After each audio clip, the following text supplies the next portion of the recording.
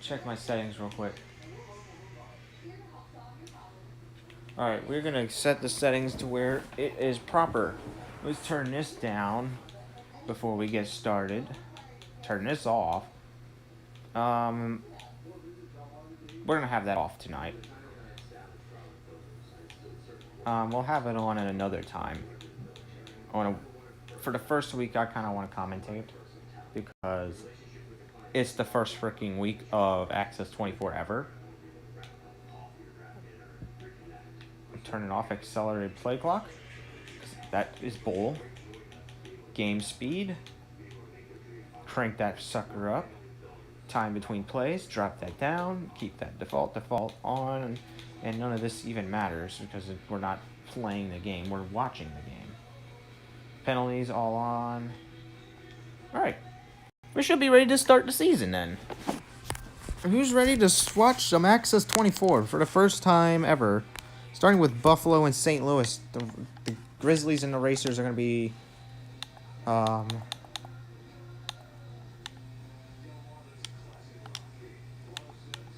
And oh yeah, just to let y'all know, they have a lot of uniforms this year. I think they have home, away, alt, jerseys, and even a home and away for military awareness.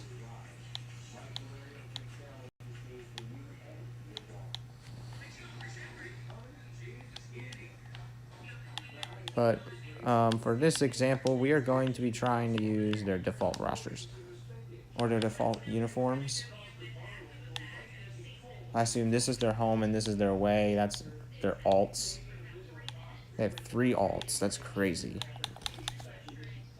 So the Grizzlies are going to be playing today. Previously, last season, they placed the 5th in their division, but they now compete. They still will stay in the AFC East, or this is an AFC East rivalry match. Matches are up first. And this is against St. Louis, who recently just joined the division after moving divisions.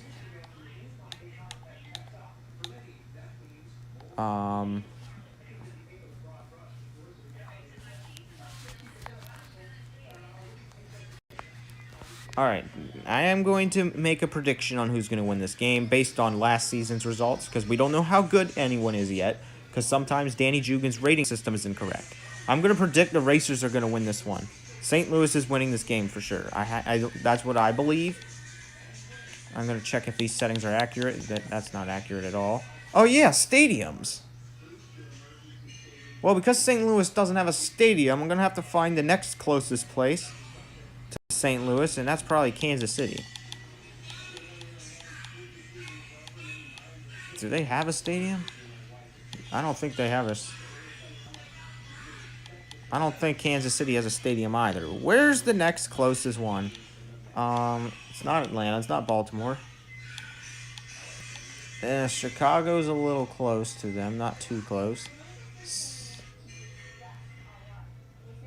Cincinnati might be closer. Cleveland might definitely be closer to Cincinnati, to Kansas City and St. Louis.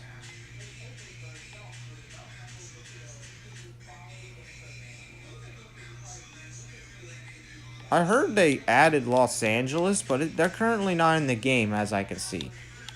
But that's because I'm on Xbox. We're just going to go random and let them pick where they want to play, since St. Louis doesn't have a stadium. Expert picks. Ouch. It looks like the Racers only have a 27% chance to win. That's odd. But I'm pretty sure... But I'm pretty sure that might be inaccurate as well. We'll see. We will see. This is only the first game of the season. For each team. And this is just for the AFC today. Tomorrow night we'll kick off the NFC's Week 1.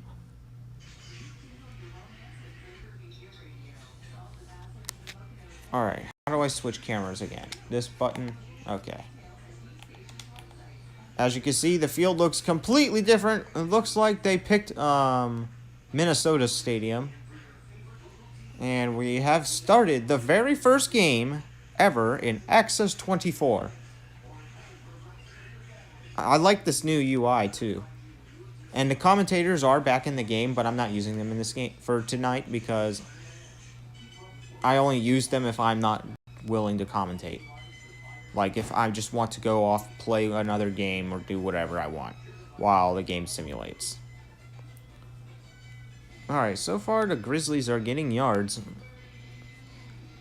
And the stream is actually holding up very well too, which I'm thankful for. My question is, will this continue whenever I try to stream games from Orlando? Hopefully, it does. Because...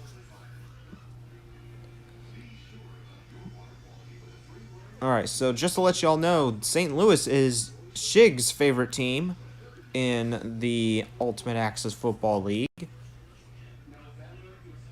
And I don't know a single Buffalo Grizzlies fan yet.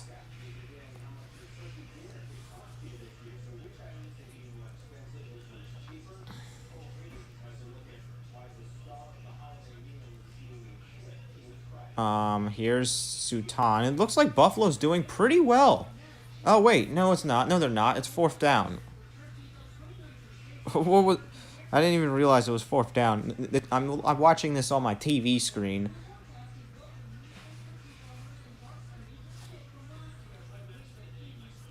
Yeah, I have two... Yeah, I can watch it through 2 devices. My phone and my... Uh-oh. Oh, no. Oh, oof. Ouch. What a first drive for St. Louis, guys. What a freaking first drive for St. Louis for the season. That leads to a freaking safety. Good grief. Okay, so the Racers are... The St. Louis Racers seem to be struggling already.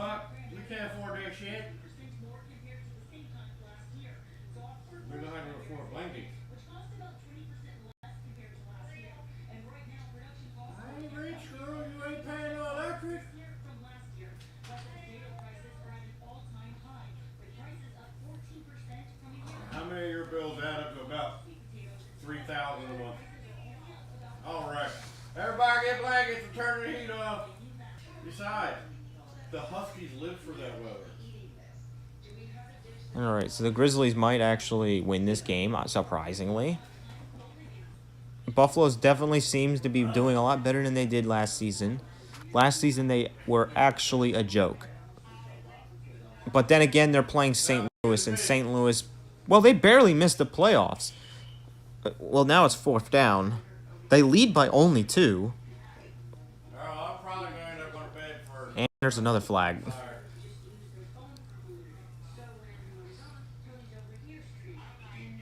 And they're still going to go for the field goal.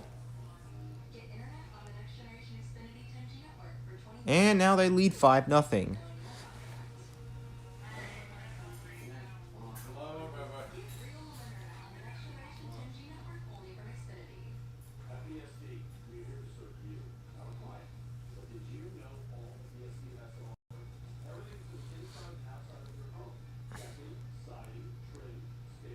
Grizzlies definitely looking a lot better on offense, but let's see if St. Louis could do better than they did on their first drive of the season.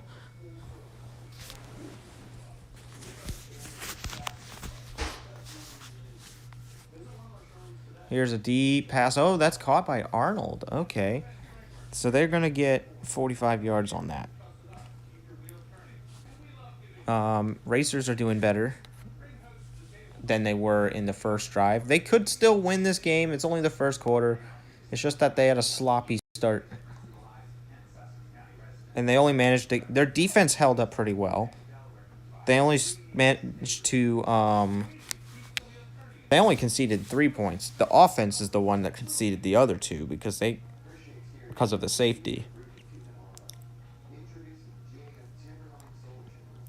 Yeah, it's you will rarely see the offense concede points. Because the only way that's possible is pick sixes and safeties. Quarter 2.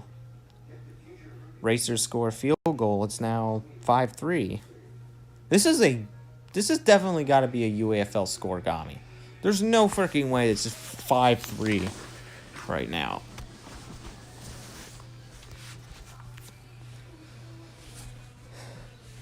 Okay, the Racers are playing a lot better. That's good to see. I kind of would hate to tell Shig that his team lost to the Grizzlies in the first week of the season.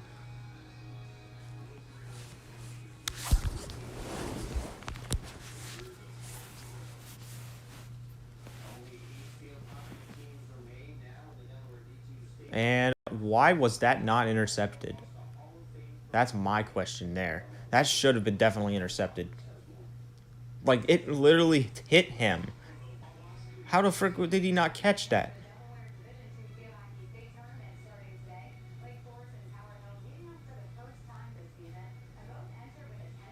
It literally was a pass directly to him as well. All right, here's the Racers' third attempt. Dang. 26 yards on that. It tells you how many yards they gain now, and it also tells you the roster lineups and stuff and everything. Oh, dang. My question is St. Louis going to play like this every game? Well, only one way to find out. The Racers are definitely gaining a lot of yards. Their offense is finally fired up. And there's still 13 minutes in the game. Uh-oh. That's not a good sign to see. They just fumbled. They almost turned over the ball because of a fumble.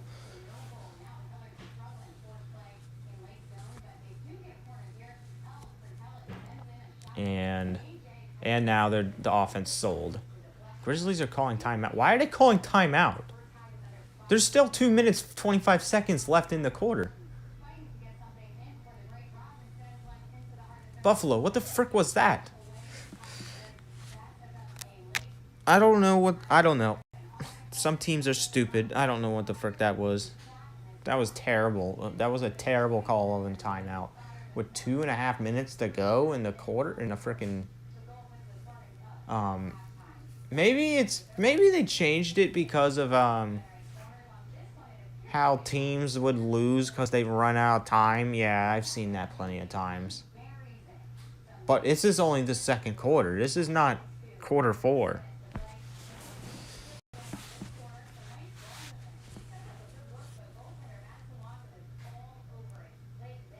Here's Buffalo. Oh, wide open the fields. Dang, the Buffalo Grizzlies are getting down the field. Buffalo's offense seems to be doing a lot better. But then again, this is it's picked off. St. Louis picked off the ball. How about that on defense? That's what Shig likes to see. Uh-oh. Oh, snap. Boland's made a huge catch. He's been a good player for St. Louis for a while now. Chandler's been on the team forever as well.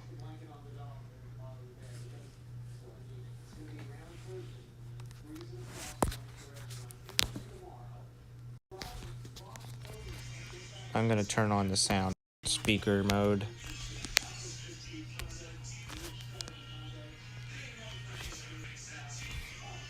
Uh-oh. All right, Racers call timeout.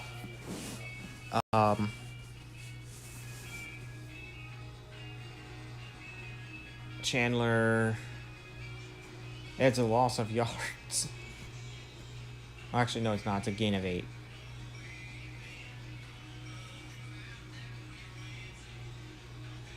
Chandler. First down for the Racers. Question is, are they going to score a touchdown and take the lead here?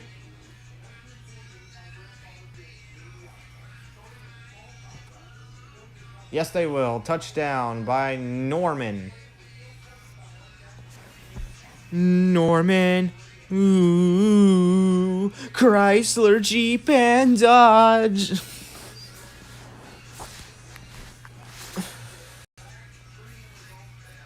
I don't know. That was... Most people don't know where that's from. It's from a freaking cringe commercial that I saw on a cringe commercial compilation.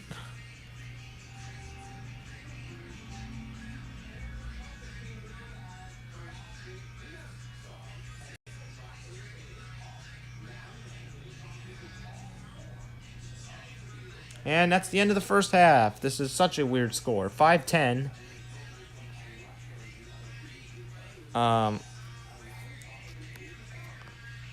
Jeez. I get spammed by notifications tonight. It's 5-10. St. Louis is winning.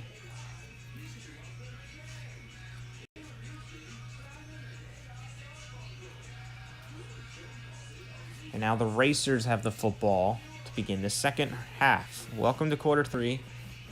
Normally Emma Adams would be on the field, but right now we got him muted because we are commentating today. Or I am commentating. There's no we, because there's only me. But if I decide to use the other commentating team, it's basically Emma Adams. What are the other two? It's Dave Stevens and Mike Steele as well.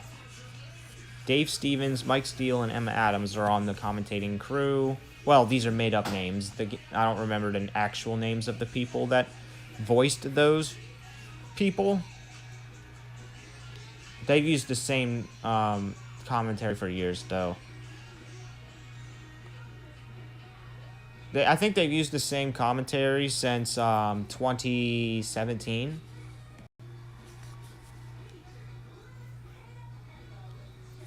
So that means the commentators, basically the AI doesn't know what Winnipeg is, they don't know what Montreal is, they don't know what Vancouver is, and they don't know what Mexico City is, because it dates back before those teams even existed. So I like to see the commentary get a rework in the future.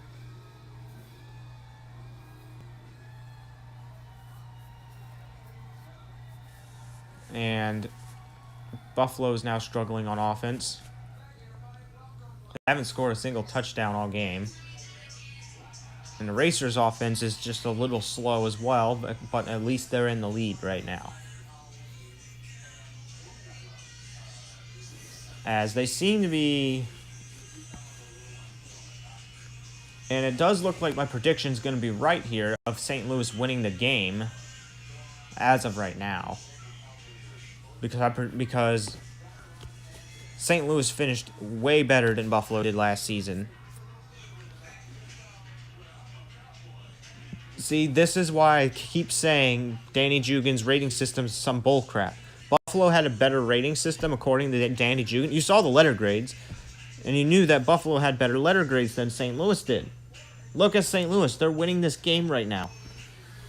And they're not even... And it's not like they're struggling too much. They've scored a touchdown. And they could potentially score another one if they can get the ball down the field again. And the Buffalo defense was... When the Buffalo offense was just held up. No touchdowns for Buffalo tonight so far.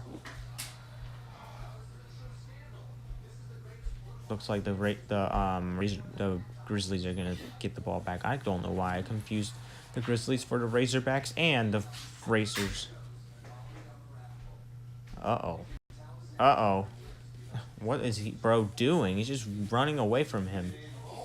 Well, that's a first down for Buffalo, and I think they're in field goal range, so it might be 8-10 now.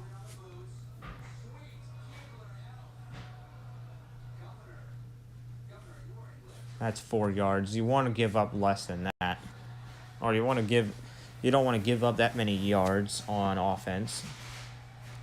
To St. Louis does. The goal is to give up 3 yards or less on defense. And it looks like St. Louis has failed to do that on this attempt. Grizzlies might be able to take the lead here. Grizzlies might be able to take the lead. Let's see.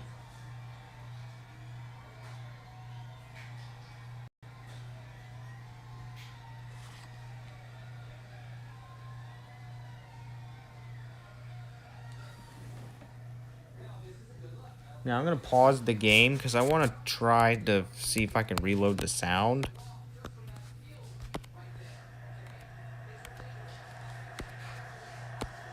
This should take a second.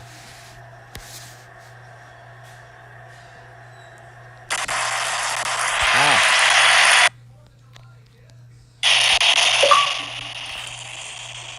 Well, that worked. But not the way I would have expected. How do I turn the crowd off? I don't want to listen to the crowd. They're so dang loud. What is the volume on? I'm turning this down. Oh my gosh! Pause again. St. Louis just did something incredible. Turn that down. Jeez. Well, congratulations, St. Louis. You freaking just did... You just pulled a, I guess I can call it a half Malcolm Butler, because it wasn't at the goal line, but it was in the end zone.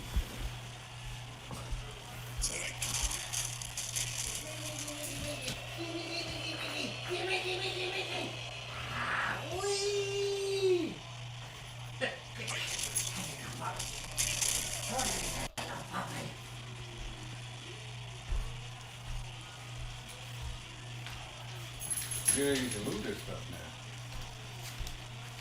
now. Or you just leave. Good night.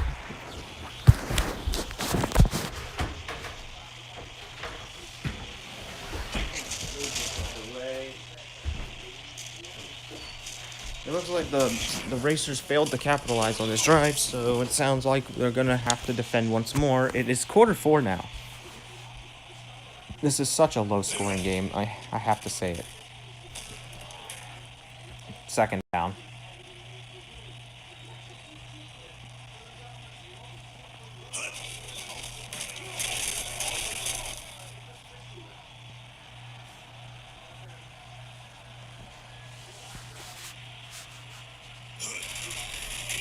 Oh boy.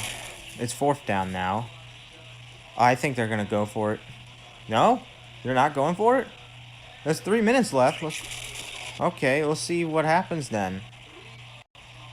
Okay, so last time the Racers were put on this spot, they've given up a safety.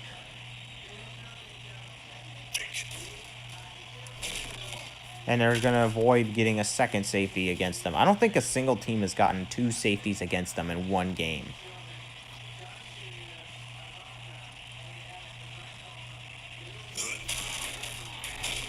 Oh, there's a flag. There's a flag. Who's against? It's against the Racers. Oh, they're going back to the 2-yard line. They haven't not avoided the safety just yet. Imagine if it was picked off right there. You wouldn't want to see if that happens. Shig's heart would just drop. Like he'd be screwed. He'd have a heart attack.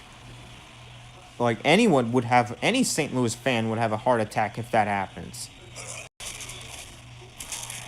Oh geez, it's fourth down on the 14-yard line.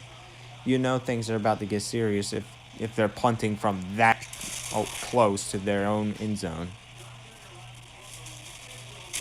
Okay, so the first defender did tackle him, so they got lucky there. But if he was to dodge him, you're at least going to the 40-yard line. That stopped. It's quarter 4 now. Both teams have all their timeouts.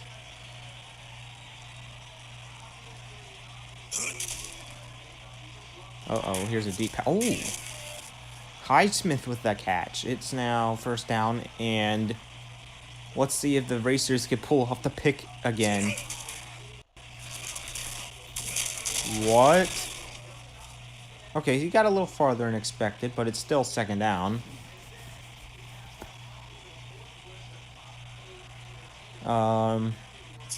Second down, Sutan. That's first down. Wait, whoa. Call timeout. What are you doing? There's 40 seconds left. Call timeout. The clock is ticking very fast. I did not realize we were under 1 minute. There's 30 seconds left. And now it's 3rd down. All right, Racers, can they hold off to win their first game of the season? Ooh, almost picked off there. Continue anyways. Don't interrupt my game. And the Racers win the game. Defense wins games. Are they going to take their knees, or is Buffalo going to milk the clock? Buffalo timeout. Buffalo, you lost. Stop trying to use your timeouts. You freaking lost.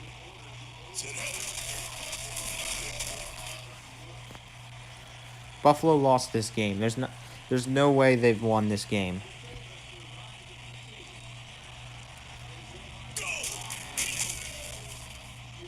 Game over. And the Racers will get their first win of the season off of a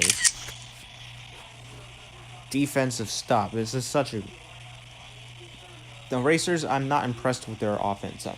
I have to say that. This should be an easy team that they can beat, but they kind of struggled a little bit.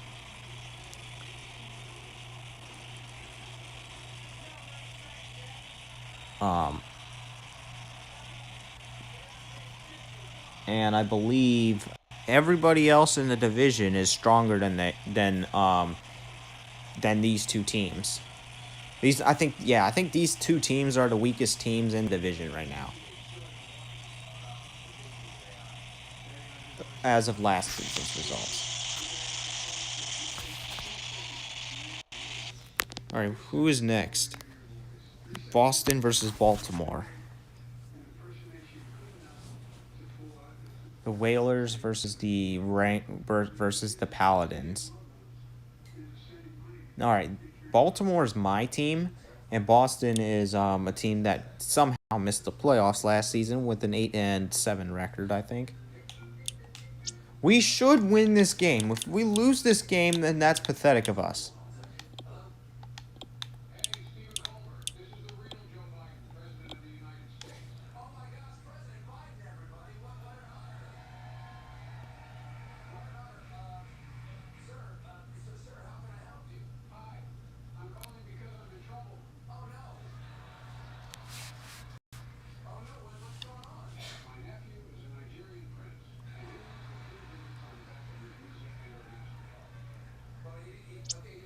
All right, here we go. Now, because Baltimore has a stadium, we are going to be playing in the Baltimore Coliseum.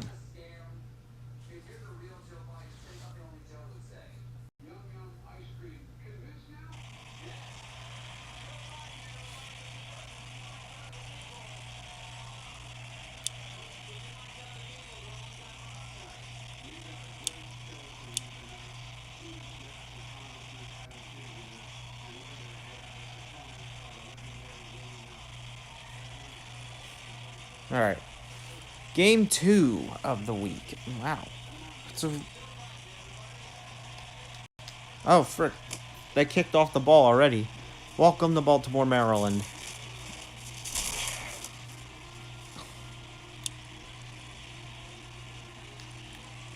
It's the first ever game in Baltimore, Maryland, because previously we all played at this one stadium. I mean, everybody used to play in this field called Access Field, which was located in Charleston, South Carolina. Now we play in... Well, most of us play in our own stadiums. Others are just going to be traveling to random stadiums. Once this game updates, Los Angeles will have a stadium as well. Oh, what the frick? What the frick was that? Nah, we cannot begin the season like this, guys. Come on. Not like this. Not like this. Not to Boston. Not the bloody Boston. Oh, for frick's sake.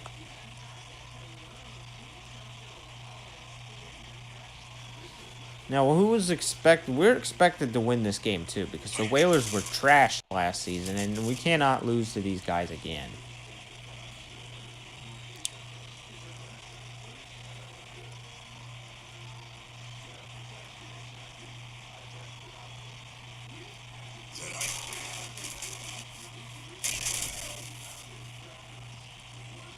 Wow, what the frick is wrong with our defense? Our defense is not doing great. There we go. It's first down. Well, actually, it's kind of not their fault. It's the offense. The offense threw an interception. Deep in our territory, too.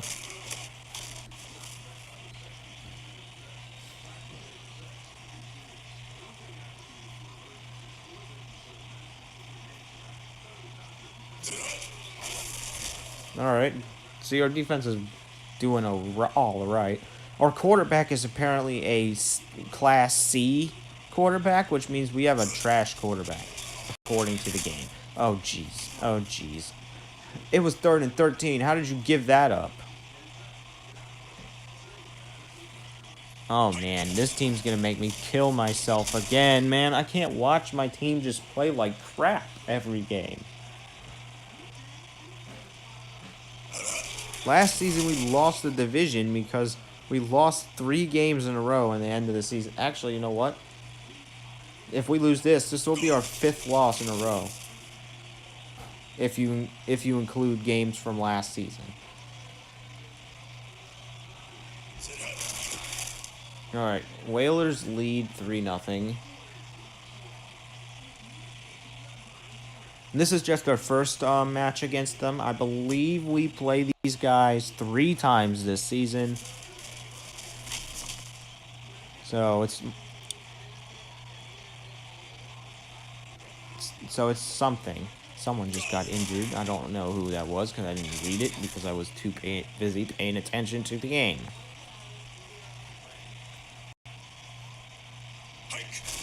Yeah, Matthews is not a good quarterback. See, what the frick was that? He didn't even try to throw it away. Look, that was a poor pass.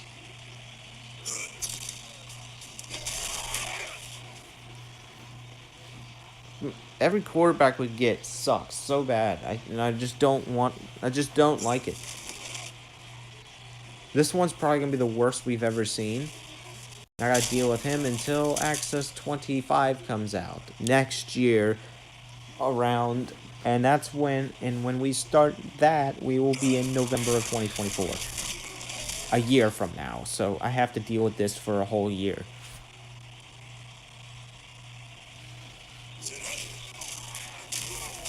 And we have a tough schedule this season as well, as we play a lot of good teams. We play the Ironhawks 3 times. We play the Wranglers, we play the Mountaineers, we play the Firebirds, we play freaking Nebraska, we play Dallas, we play Green Bay, San Francisco, Winnipeg, Vancouver. You can name every good team, and that's who we're going to be up against. And we have conceded a touchdown because our defense sucks. What the frick was that? You could have swatted that away, but he ran away from the ball, and now it's 10-0, and we are absolutely pathetic. It's already 10-0, and it's only the second quarter. Oh my days. At least we have some good players still, but our quarterback and a bunch of our linemen are in need of help. Okay, maybe not our line. It's more our running back position.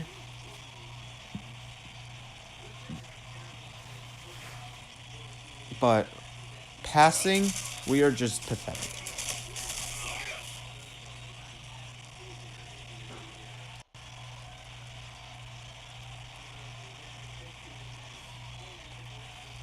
All right. Why are we using Russell? What the frick, Clayton McKinney? What is his position? Who is Eric Campbell? Is Clayton McKinney not a running back anymore? He is a running back. I guess he's a tertiary now.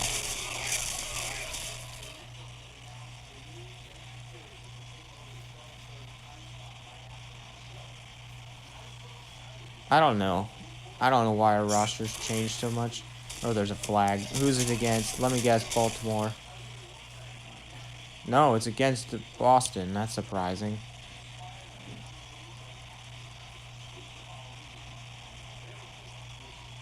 This is absolutely... Can we get to the end zone? We can do it, right? Okay, good. We get a first down off of a flag. Dang, is that a 15-yarder? It takes us all the way to the 8. Don't get sacked. Oh, frick you. See, this is our offensive line. This is our offensive line, guys. An absolute joke.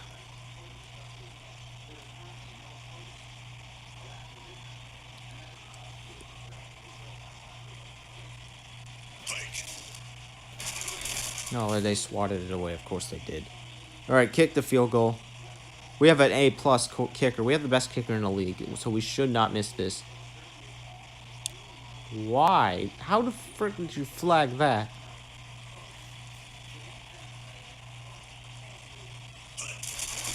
And that's good. It's the 30-yarder is good. Wagner.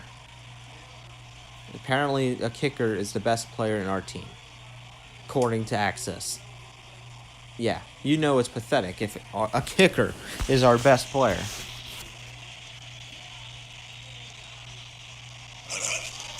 At least it's not Tennessee's situation where a punter is their best player.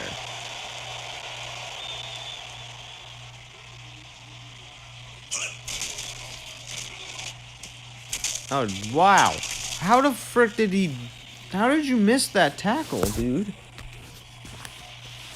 Alright, we call it a timeout because... No, frick, why wouldn't we call a timeout? Alright, we get the ball back.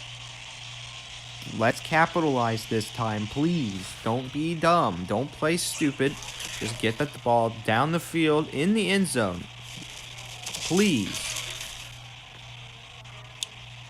We are the Paladins, not the let's play like doo-doo and lose team.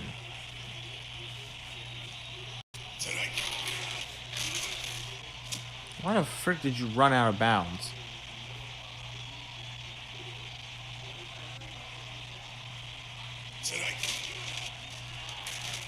Oh, he's running, and he gets tackled. It's 3rd and 5. And we call it a timeout. That's all of our timeouts for the half. And first down, Paladins. And clock is running.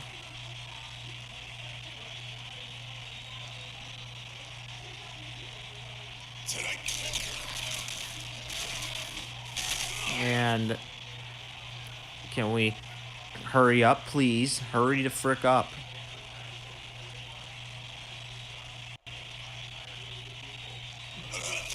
Why are we wasting so much time? Oh, we dropped the ball.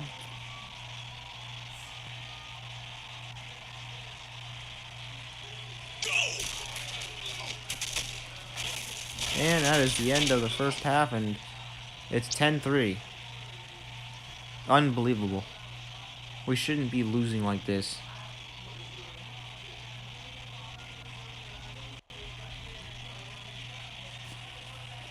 This is unbelievable.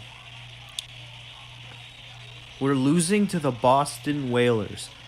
The Boston Whalers are bad. What are we doing, man? This is a joke. This is a bloody joke. All you have to do is get in the end zone and just win.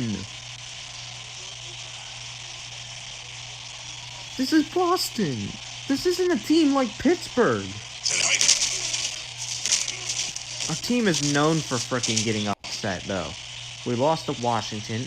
The last 5 games, including this one, we have so far have 5 L's. It's once we lose this game. or the last 4 games before this one, those were all losses. The first loss was against the New York Barons. That was unprecedented. We should have never lost that game. The next week after that, we lose to the Washington Senators.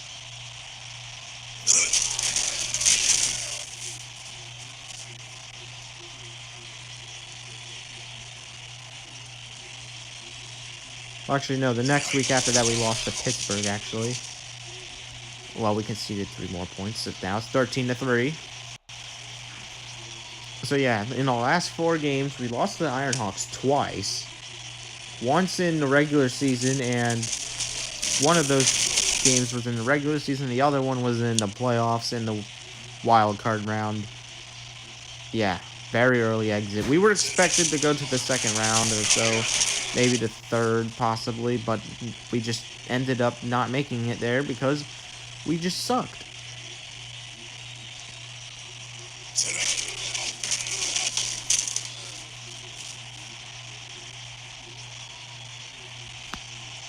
And this season, we have 28 games to play rather than the usual 15 that I would do. That's because last season the schedule kind of was in favor of some teams when it really shouldn't have been. Like, for example, Seattle probably would have made the playoffs if I actually used this format. Nowadays, we have 27 weeks nowadays. And this is just week 1 of 27.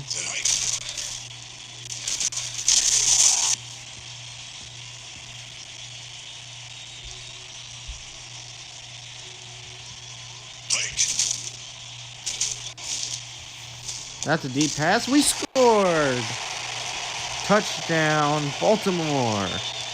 And we pull ourselves back in this game. It's now 10-3, 10-13, and hopefully we can defend here.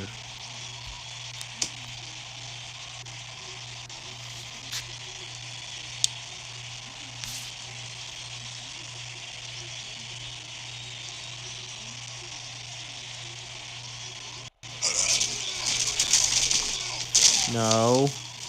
Why'd you let him get 11 yards off of that?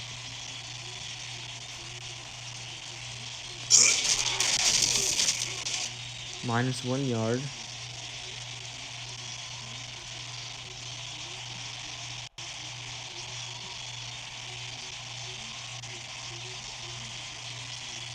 Good. Get flagged.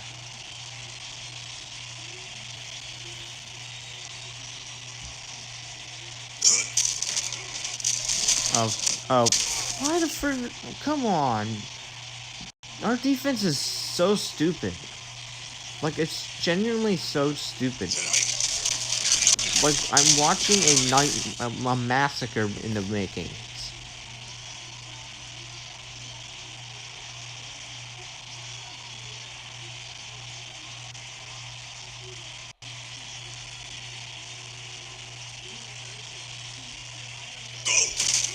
Here is St. Louis or not St. Louis, Boston. That was incomplete, by the way.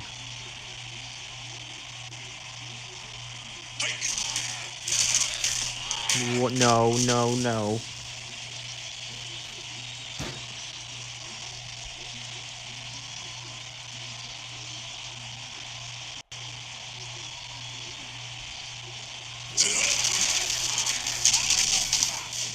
We just don't know how to defend anymore.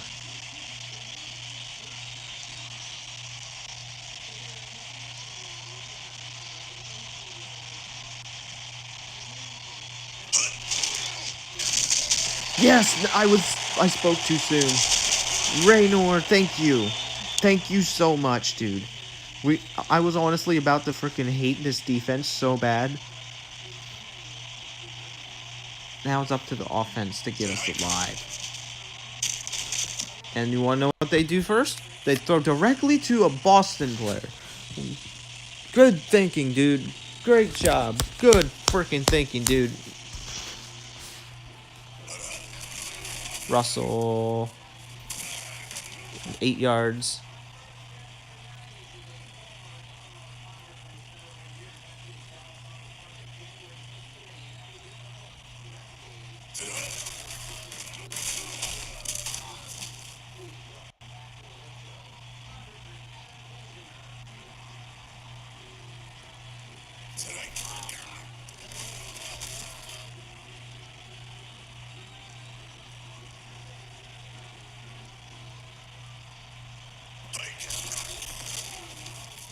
Oh, why? You should have just took the sack, mate. Get out of Baltimore, you stupid quarterback. Why are you so retarded? I can't watch this every freaking day. I'm not gonna watch this every game. Every 2 days we have a game, and this is not what I want to see every 2 days. Wow. And then we get flagged. Of course we get flagged. I cannot believe it. This is going to be our 5th bloody loss in a row. 4 from the last season and 1 from this season.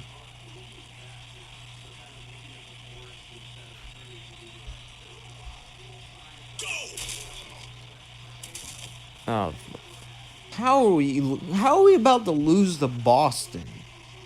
How? We're not even supposed to be this bad. What the frick?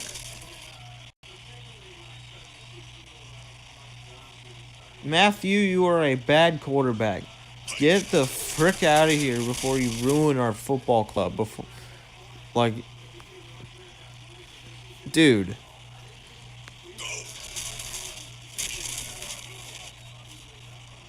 I wonder why Boston ran the ball to Cheeseburger Man there. Alright, we for some reason get another chance.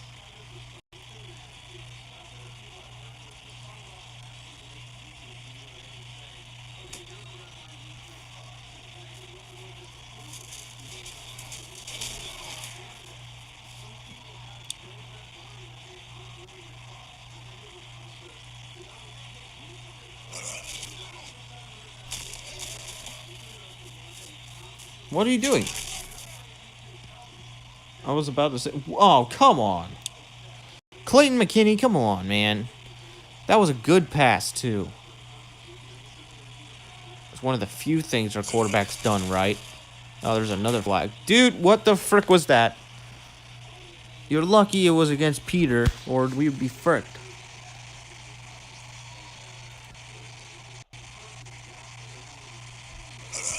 I bet you Devin's laughing at our football club right now. This is a joke. We're calling our timeouts right already. Alright. Okay, I like that. Get down the field. Run the ball. I'll actually try not to go in the end zone too soon. Yeah, just burn more clock. That's the goal here. Burn more clock. Once it's 3rd down, I would consider trying to freaking actually pass the ball in the end zone. He's in, right? Or is that the glitch? He's in. We have the lead. Let's go. 17-16. Now we just need to defend for another 46 seconds, and then we get our first win in 5 weeks. And actually, we'll begin this season 1-0.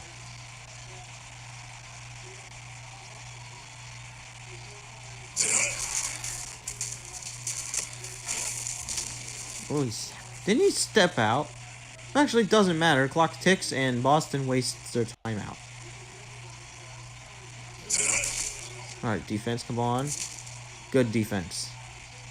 3rd down.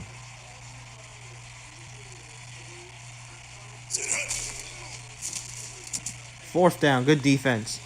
Get this one stop and we win this game. Please win this game. Please win this game. I've already seen the Wizards lose. I don't need to see them win. Is he in? Of course he is. Frick off. Wait, how the frick... Wait. No, we have the ball. Yes. I thought they got the first down because it said +6. Turns out we get our first freaking win of the season. We almost lost to the Boston Whalers. But we won, thank gosh, because I'm not going to have us getting bickered at by everybody else because our team sucks and freaking lost. Well, no loss tonight. Maybe next week we will lose. Well, I don't want to lose, but we beat Boston. Hallelujah. Holy frick. What the frick was this? This was a crap show. Now for Boston, you guys choked. You guys freaking choked. Anyone who's a Boston Whalers fan right now is probably probably have every single right to be mad. And that's because they choked a 10-point lead.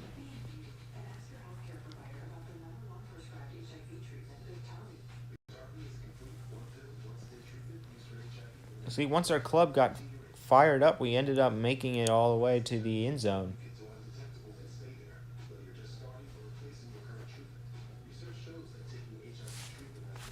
All right, game 3.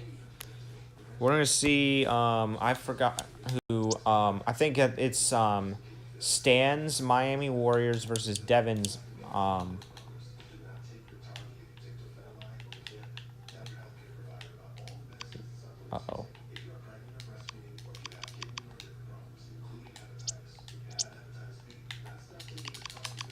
Hello? Access? Hello?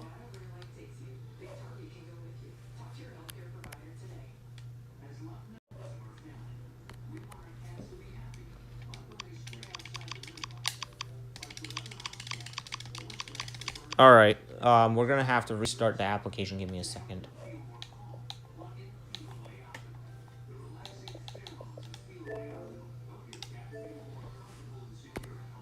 Yeah, I've never seen that before.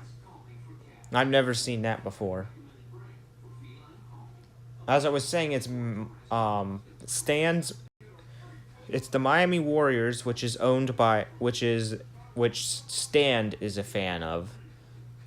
And they're taking on the Pittsburgh Ironhawks, which my other friend, my Access football friend Devin is a fan of.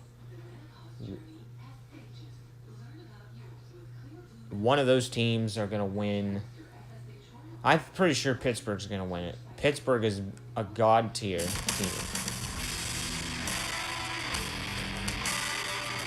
Did it change my settings?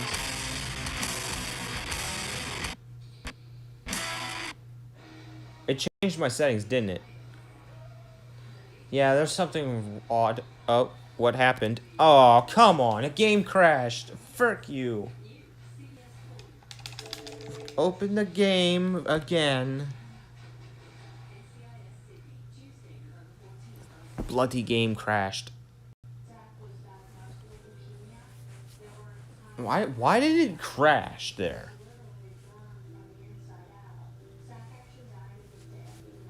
How does it crash on the main menu?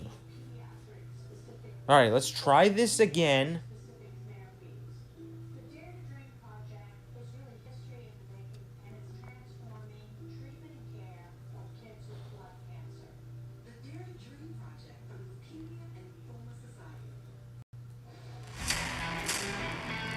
Alright. Yeah, you better fix your settings. I'm not doing that. Alright, moving on to the actual third game of the week. It's going to be, again, the Miami Warriors versus the Pittsburgh Ironhawks.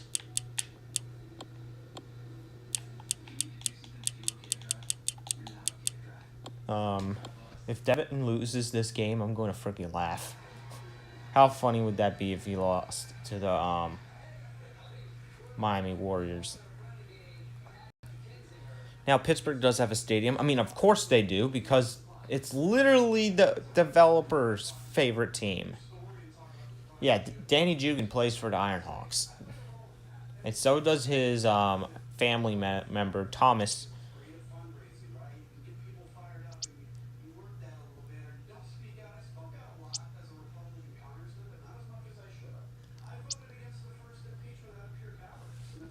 Well, I don't know if was it Thomas.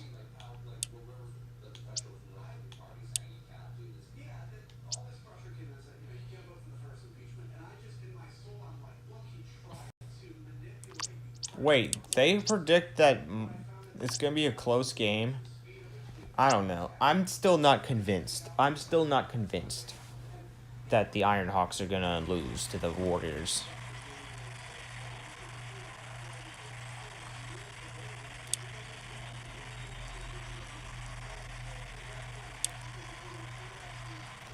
Like, there's just not enough evidence.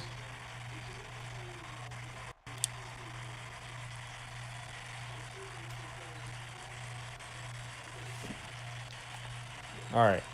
We're going to begin the game in Pittsburgh, Pennsylvania. As you can see, the stadium is actually in Pittsburgh, Pennsylvania.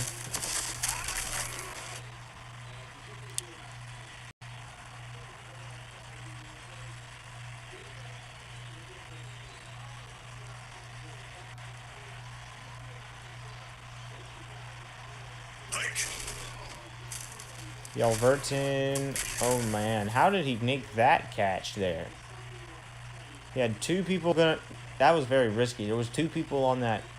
It was either an interception or a catch, and it turned out to be lucky, and it was a catch.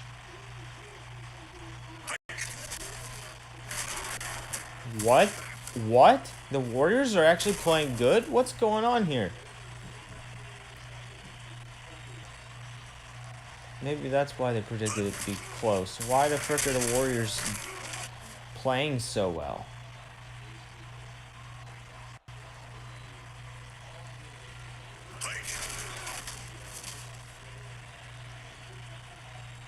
Third and 4. And it's first down, Miami. Oh my gosh, the Ironhawks are about to concede already.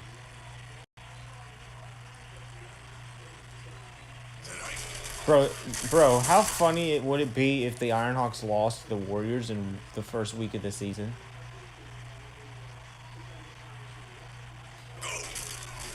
And what is with that bright yellow end zone, dude?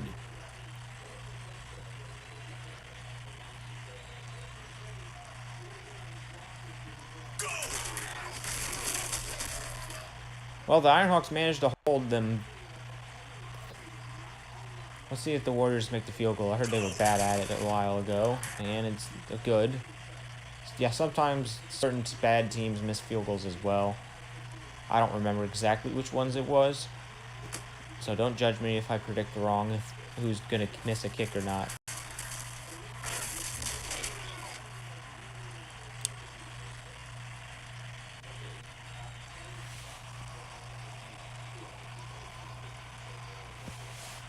Alright, Ironhawks. Let's see what they can do on field. Thomas Giles is a good player. Now, this is their first game without Anthony Burnett, and that was their ultimate weapon. I think that was like... Anthony Burnett was such a god for the Ironhawks. That's why he was able to get past me in the playoffs last season. It's because of Anthony Burnett. He's gone now.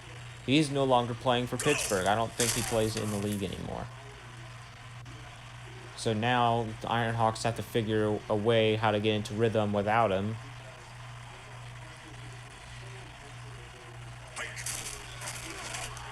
And it looks like Danny Jugan's going to be doing that too. Danny Jugan is the guy who caught the game-winning touchdown against us in Week 4 last season against these guys. And it happened with it happened with like 1 second left or something like that. It was so dumb.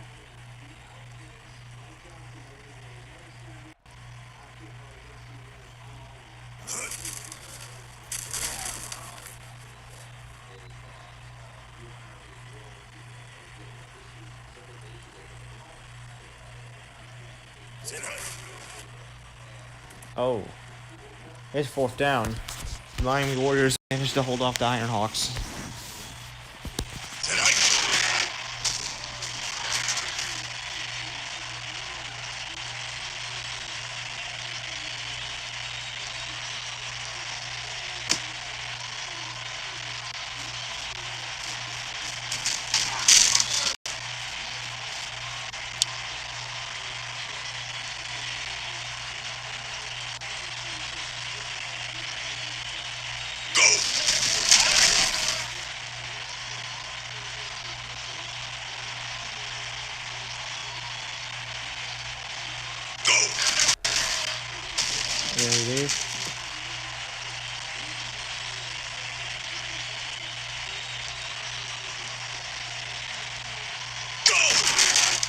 Alright, so Miami's not doing as good anymore.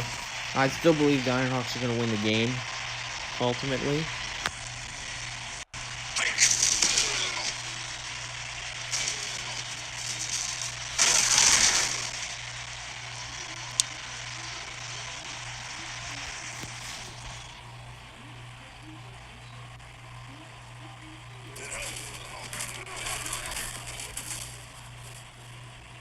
Yeah, I'm probably going to miss the blue background, though.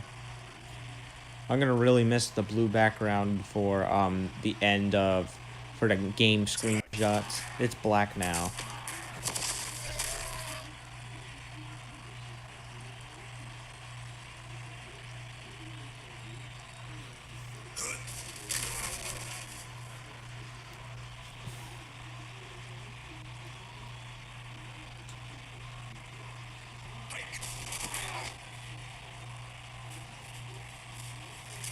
McCormick. I believe that Pittsburgh can still make the playoffs as well. Baltimore, I'm not so sure. I have to see more, and I just have to see more games from them before I can determine if they're good or not. Because right now, we're pretty bad.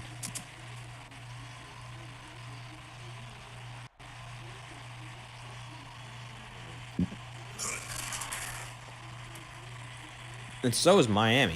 I don't know what the frick that was.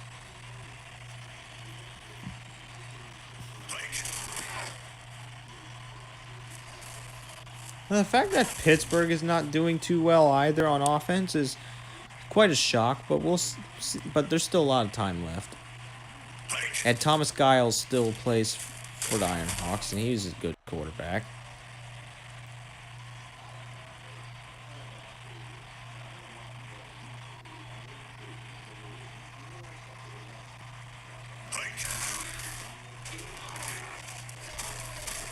Oh, there's Thomas Giles. I told you, he's a good quarterback. He doesn't just pass the ball, he runs the ball, and he just gained 30 yards off of that.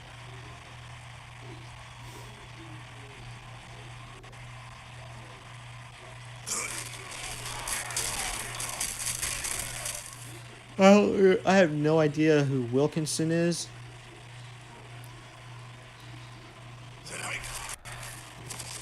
Ooh, ow, oof. 3rd and 20.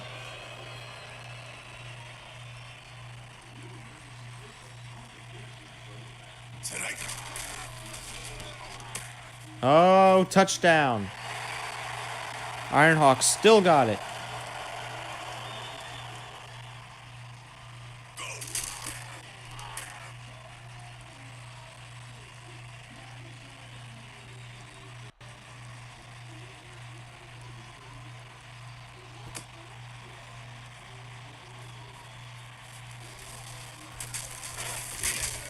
Alright, so it's 10-3. Ironhawks are currently in the lead. And this is just the 3rd game of the week.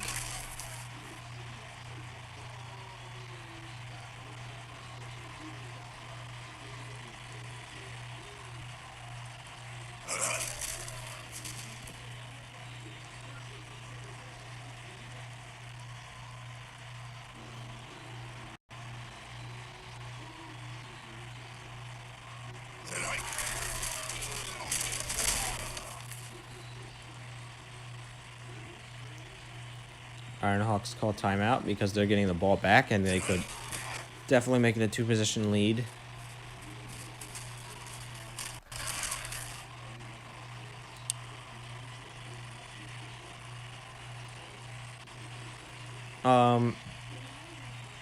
It kind of sucked that we struggled to frickin' Boston.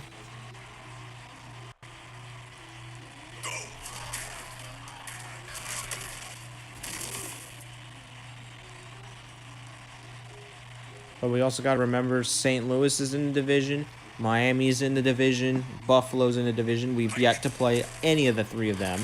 We've beaten Boston. So if we beat... and Boston, I believe, is the 3rd best team in this division. Now, for the current 2 teams that are playing each other right now, the Miami Warriors are the worst team in the AFC East, and the Ironhawks, based on my analysis last season, are the best team in this division.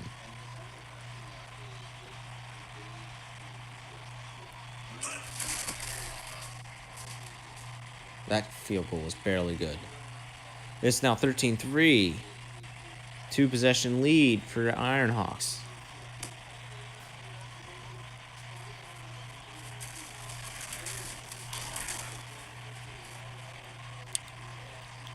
Let's see if the Warriors can do something. I don't know what they can do. But Guy still plays for them, surprisingly. He's played for them forever. Oh, that's the end of the half. But Bagai's been on the team since 2017. So it's definitely...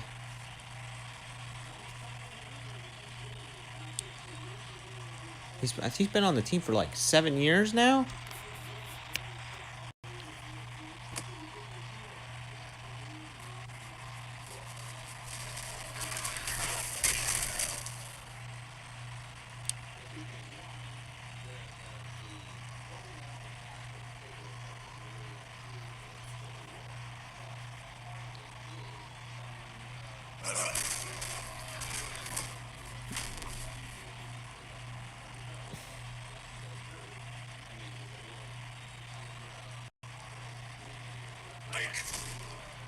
Alright, here's Giles. Oh, what?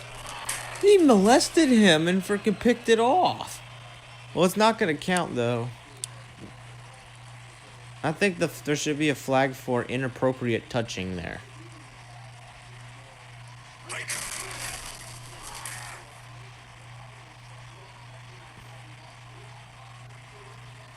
Yeah, that's a questionable interception. How the frick did it go through his hands and directly to a player of the Warriors? That's just very odd.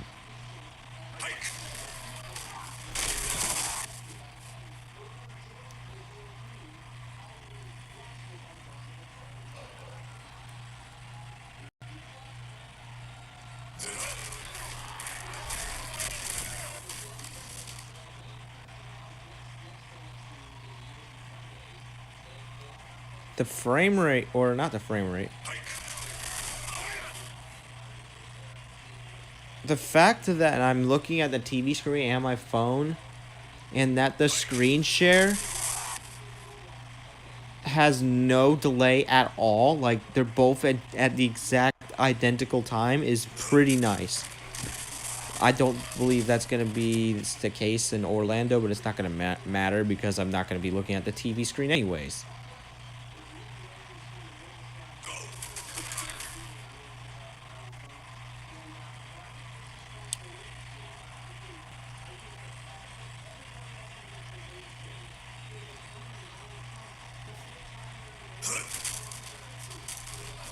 Oh, that could have been picked.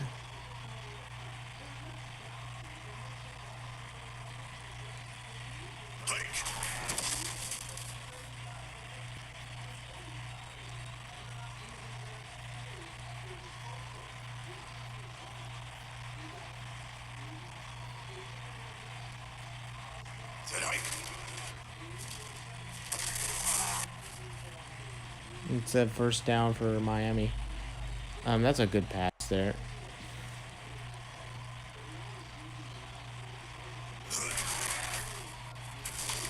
Is his name really Guy Yelverton?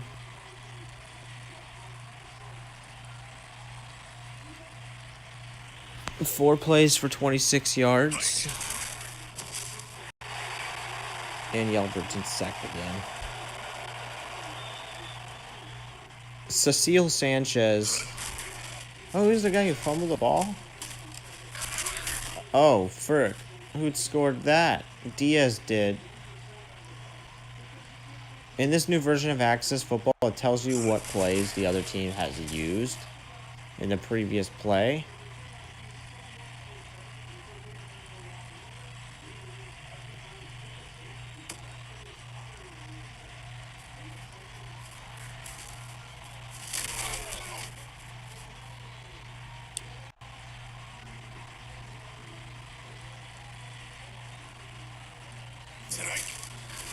Wilkinson.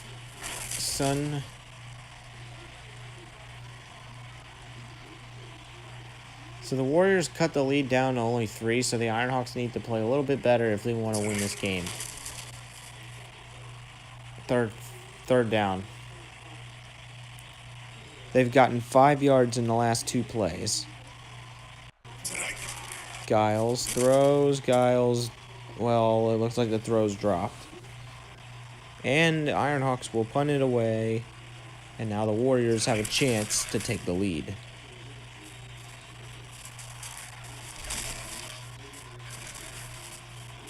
I have no idea what that was.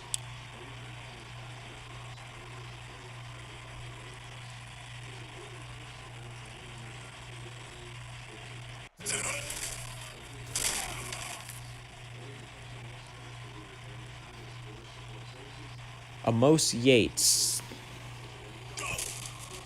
I guess that's his name. Yelverton throws. That's dropped. Yeah, looks like Guy Yelverton is only 5-12 in terms of his passing record, which means most of his passes are incomplete passes.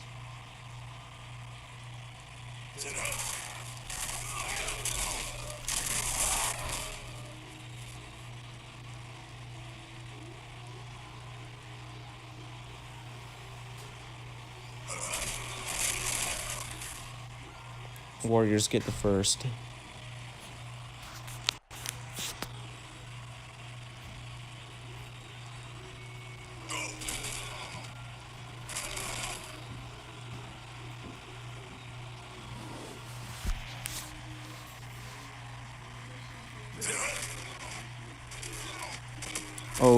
Oh, frick. The Ironhawks are actually about to lose the lead. Hold on a minute. Okay, that guy made sure that did not happen. Oh, never mind. There's a flag against Lance Tucker. Oh, dear. Is there an upset brewing? Okay, so Yates just scored. Warriors now lead the Ironhawks. Oh my freaking gosh.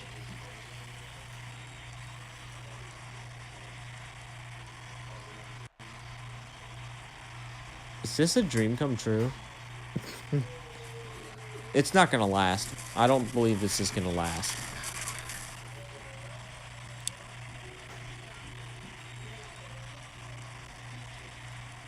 Because there's no way they're gonna keep the lead, right?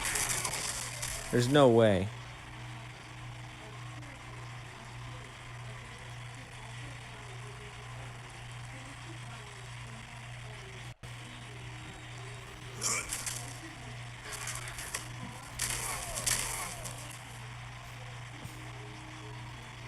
Alright, Ironhawks got down the field a little bit.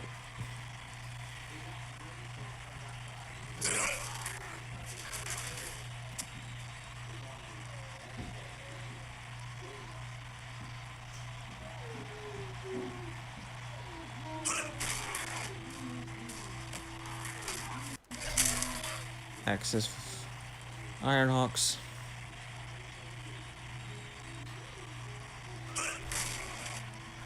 Throws the ball and it's dropped.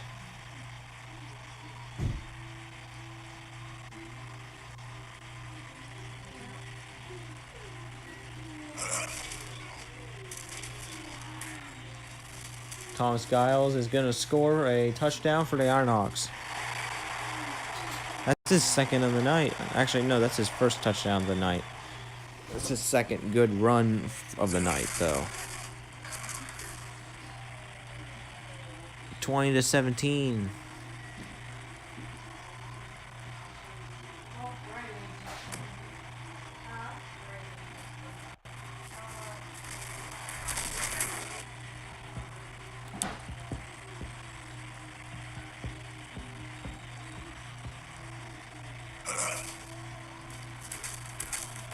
Oh, that's a critical interception for Tucker.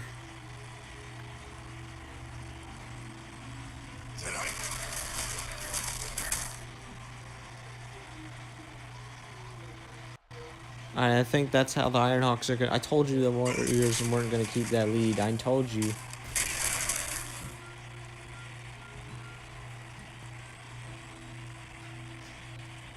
But this game surprised me a little bit. The Warriors played better than I thought they would. But they're not going to win this game. They're not beating the Ironhawks. Yeah, no way they're beating the Ironhawks.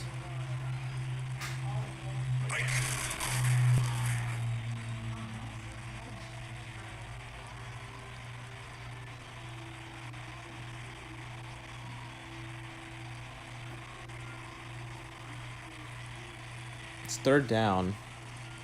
They need a touchdown to secure the win.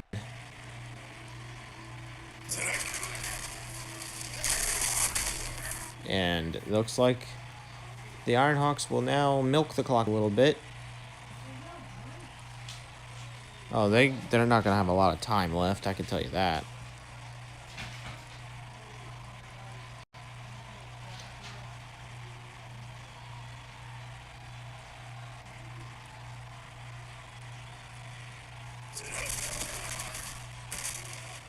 And that's good. There's just 6 seconds left. They might burn all of it off of the kickoff return.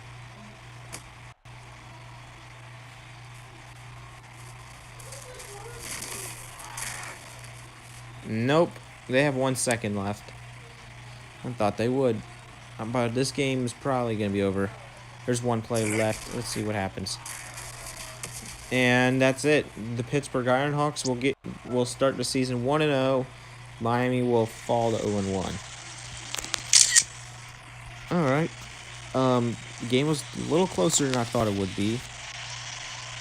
But let's move on to Orlando versus Cincinnati as we begin the second period of the football games today.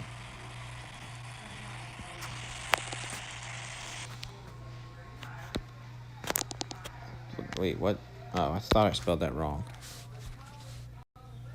Well, we are now featuring the runner-ups of the season.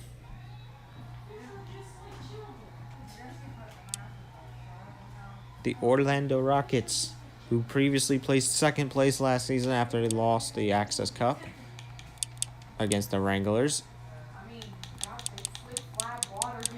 We have two playoff teams going up against each other tonight. Or at least from last season. We have the number 7 seeded Orlando Rockets, but we can treat them as a number 1 seed because they made the Access Cup against, who was their opponent? The Royals. I think they were both in the same conference last season. They both moved to the AFC.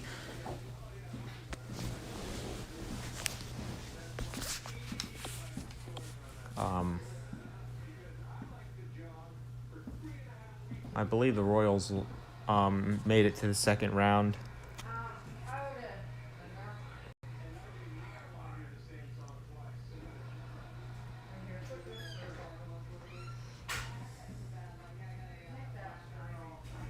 Now, the Rockets are expected to win this game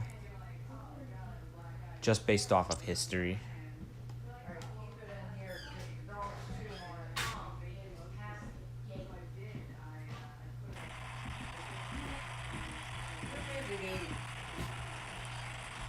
Dad did because he had to work out.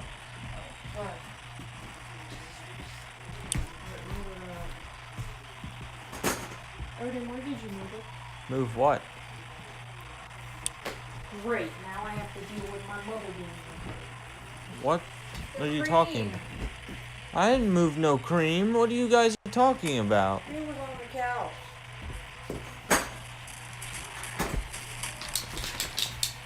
Great. It should be a fucking break. Calm down. It's not that serious. It is, because once the dog gets this tube of cortisone. Why would we have it in the game room? Alright, Mikhail, where did you sit it? It was right here on the damn couch. Right past the gate. Why was it in the game room in the first place?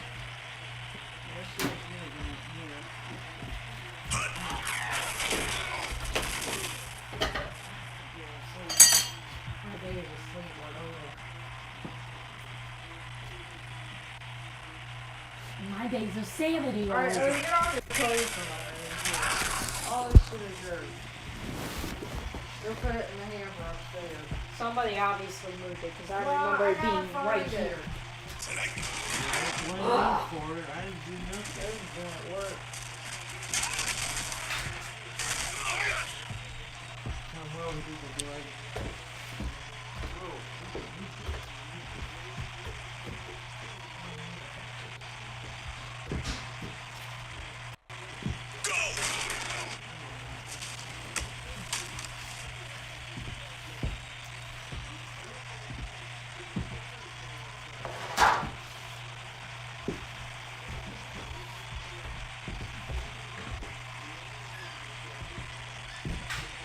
Oh, no, that's not here. There you cut it. There's an earbud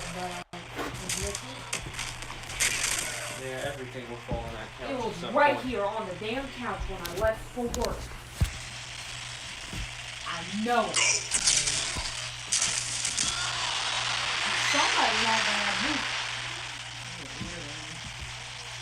Well, that's all I told him that I had.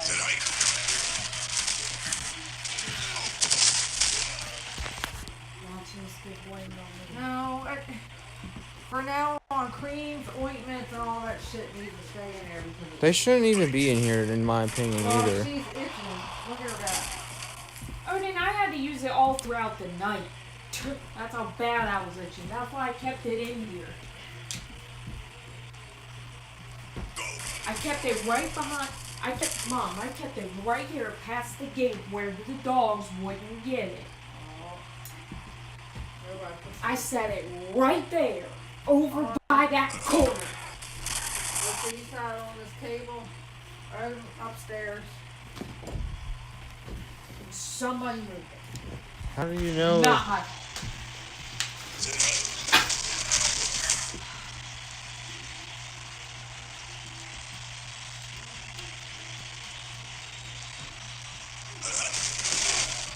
They're gonna find it. They always find everything. Well, all you got is a Benadryl by now. I don't know if we have any other cream.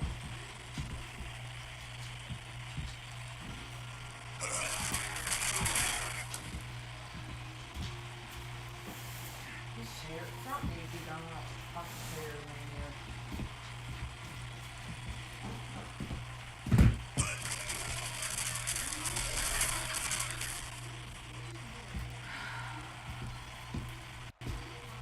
All I can do is pray that one of them don't get it.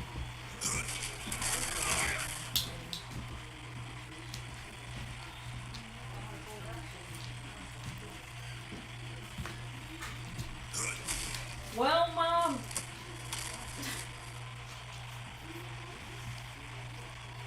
So you get blamed on me as always. Huh?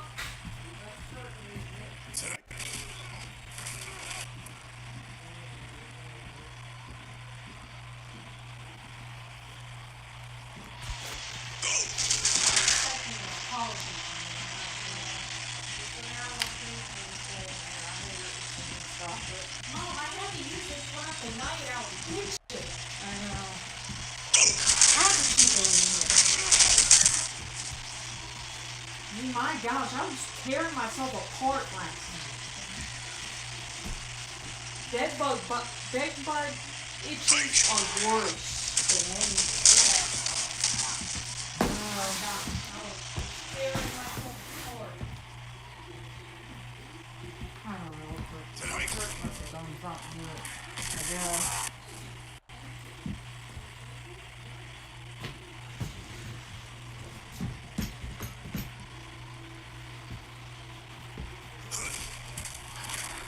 Well, Mom, I'm sorry. Alright? I don't know where it is. I'm sorry. Mother. I said her head. All you can do is pray they don't get it. You're not gonna get it. I set it in a place where they wouldn't get it.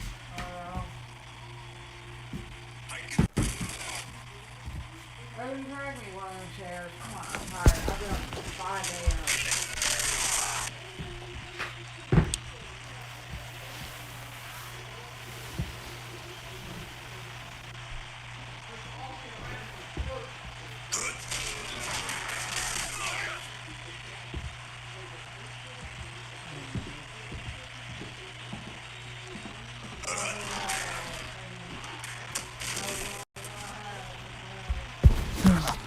What? Well, at least nothing happened in the game during that argument. As if the game is still tied.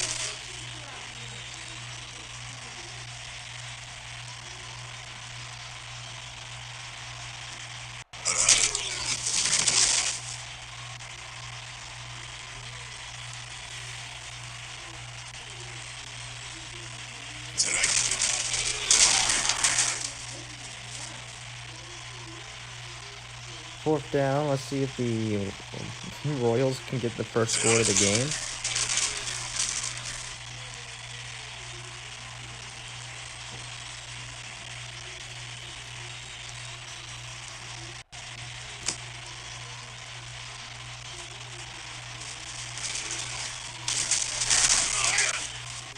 The Royals lead 3-0 over the Rockets.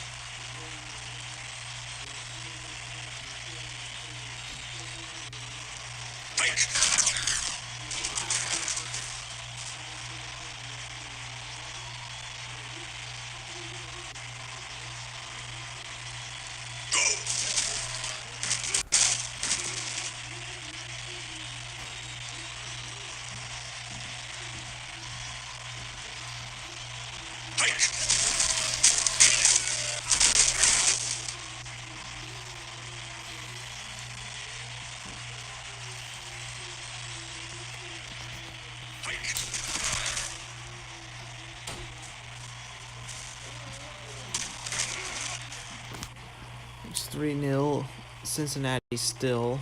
Royals have the ball. And it looks like the Royals could potentially extend this lead. They might upset the Orlando Rockets. Well, everybody in their division finished in a weird spot. Ooh, that's an interception. But it's against Orlando, so therefore it'll be freaking going back to the Royals.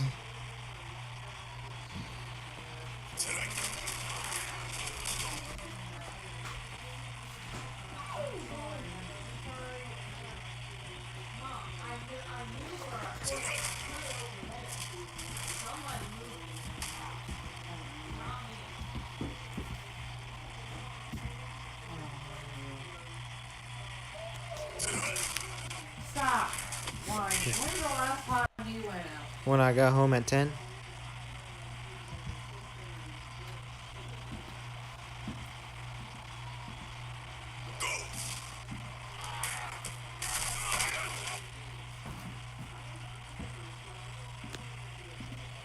Dang, the Royals are really winning this football game.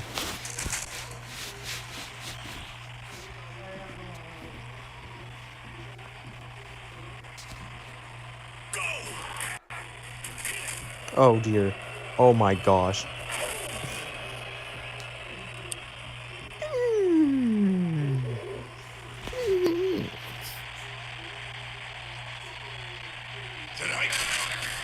I can't believe the Royals just turned it over like that.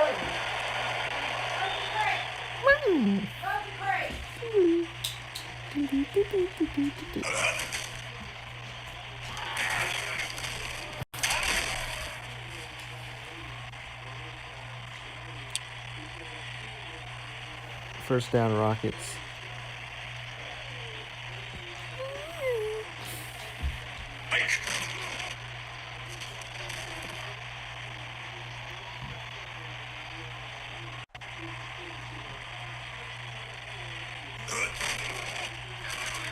Here's a deep throw, incomplete.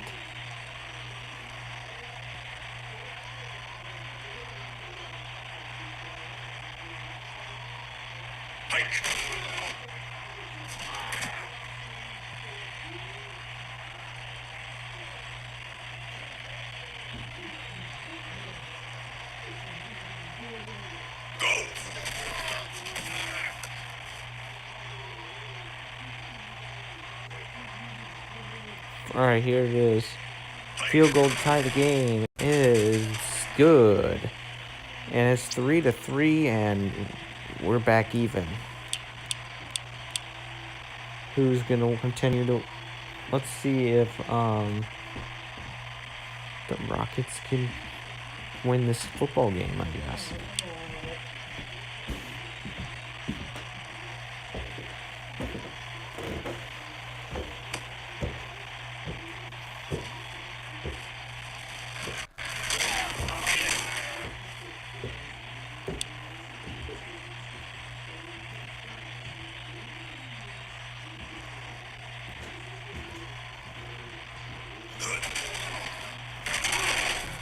No gain.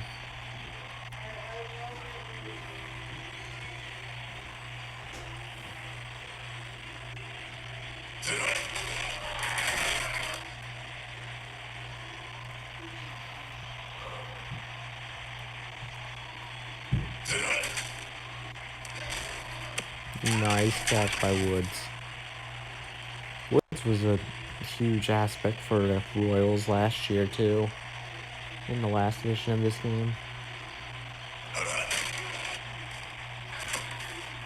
And so was Mendoza.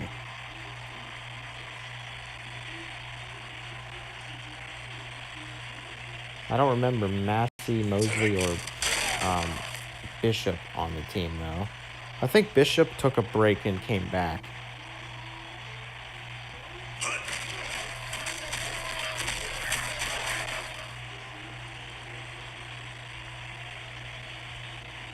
Who is Becker?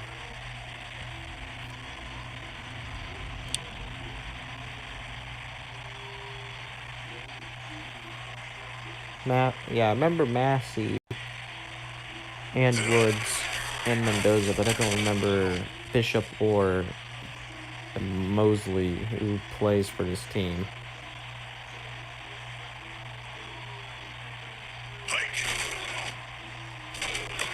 Touchdown Royals.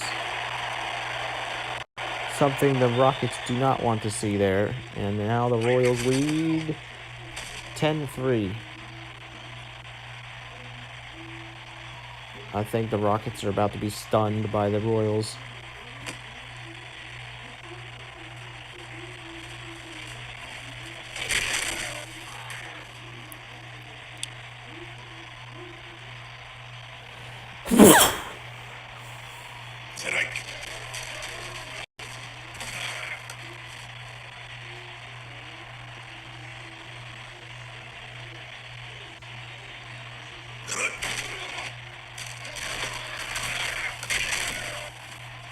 Yeah, Orlando did make it to the Access Cup. I remember those days like it was yesterday. But that's because it was only a few weeks ago. Or not a few weeks ago, it was literally last week. It hasn't even been a week since the Wranglers won the Access Cup on October 30th.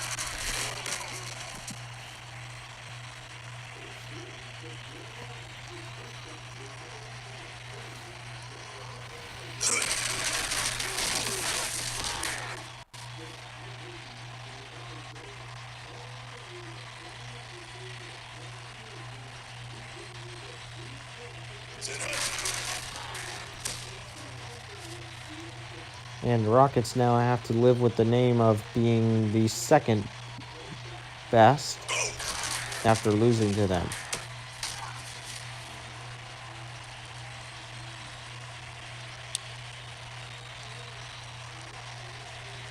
Well, now the Rockets and the Wranglers are in the same conference. I think they're in the same division this season, actually. They both play in the AFC Central Division. Orlando, Denver, Kansas City, all three of those teams are really good teams, and they're in the same division. So this division is going to be very competitive this season. And as you can see, the Royals are also in this division as well, and they are even a good team. There's 4 good teams in this division. I mean, well, really, Cincinnati's kind of mid, but they made the second round, so I can't say they're bad.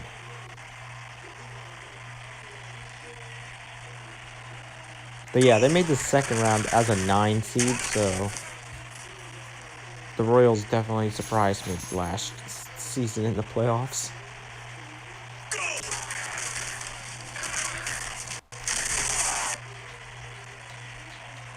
Yeah, I'm surprised Dallas did not really win a single freaking playoff game there.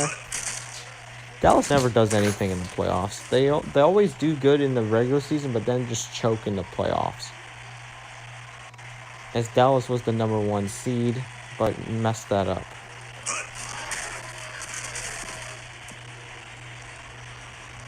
It is quarter 4.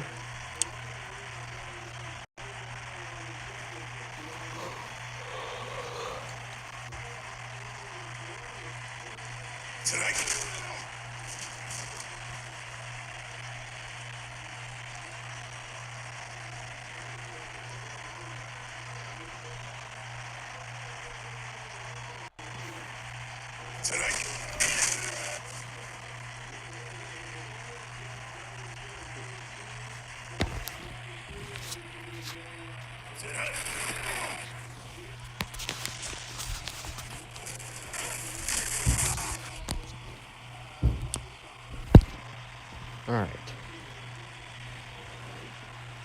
Here is Orlando on 1st and 10.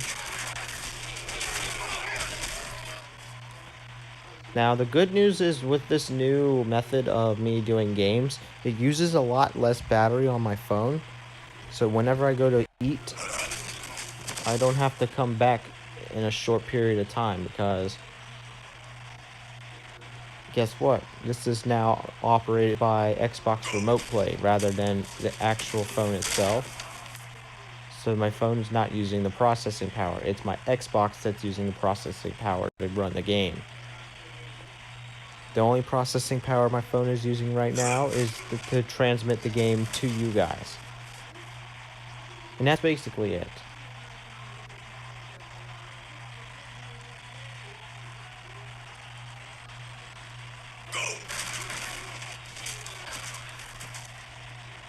He had to get rid of it there, it looked like.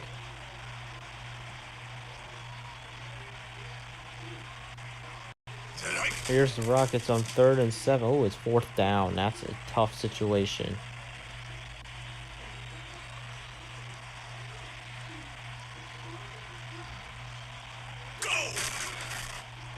First down for the Rockets here. They convert on 4th down.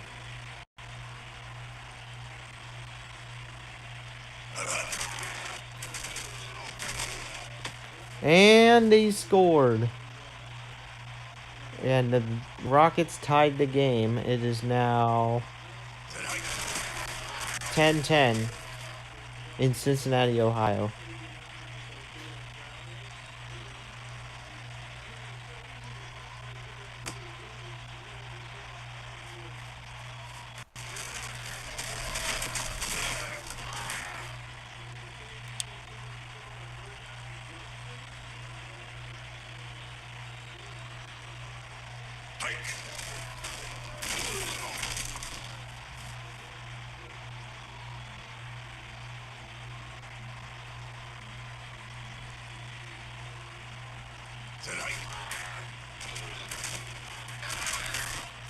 Okay, so Massey gets the first down.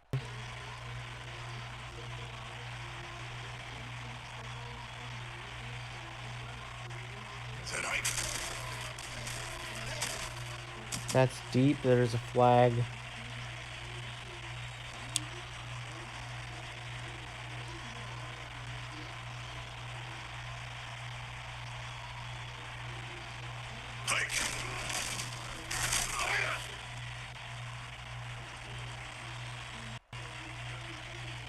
I think the other 2 teams in this division is the Montreal Terrapins and the Mexico City Jaguars. I believe both. I think this division is completely the same. Right? No, it's not. This division is very similar to another division that was in the NFC last season. Because Montreal was in the NFC last season. Mexico City was in the NFC last season. Oh no. November 2nd is National Ohio Day. Maybe that's why the Cincinnati Royals are winning tonight.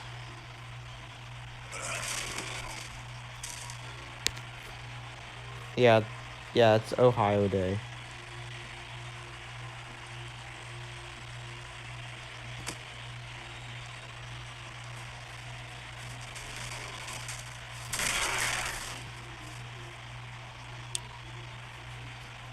Alright, so the Orlando Rockets have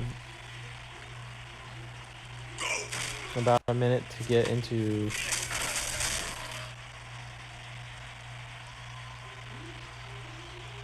the end zone to tie this game.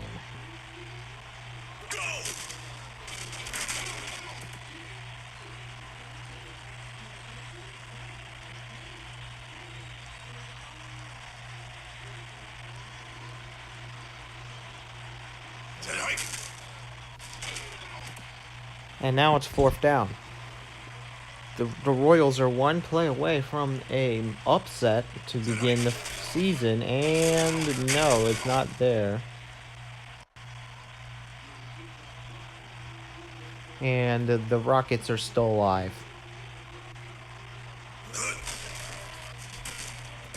Clock has stopped after the dude ran out of bounds for a gain of 2.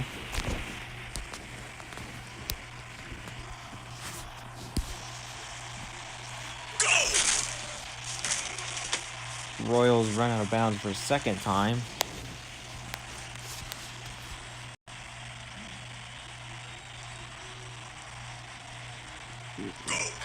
Alright, going a little bit medium. It's 1st down, Orlando. They need to get more yards than that, though. The clock is now running quicker. And they spike it. Oh, they have a spiking animation now. Previously, we couldn't see it, but that could have been it right there. I don't know what that was. And there you have it. Our first upset of the season. The Royals defeat the Orlando Rockets. And the Royals are 1-0. Rockets are 0-1. Wow.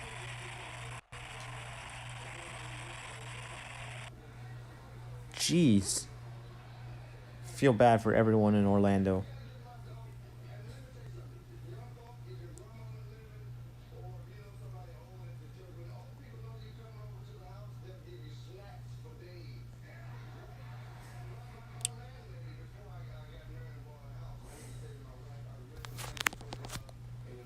Alright, next game. Game number 5 of the night.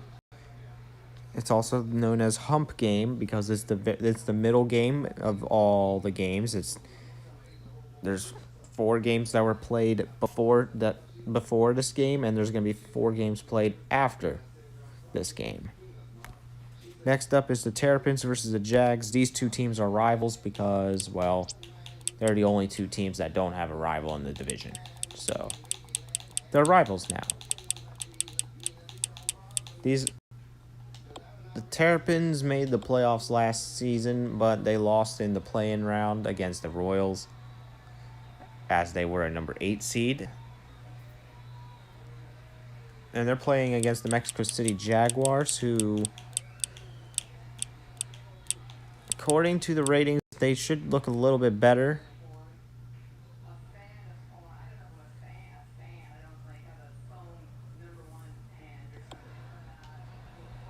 But the Terrapins are expected to win this game.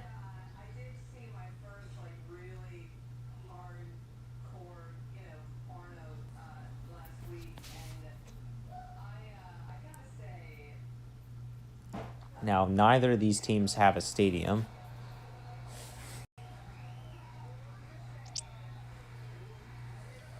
So we're going to put them in a random stadium.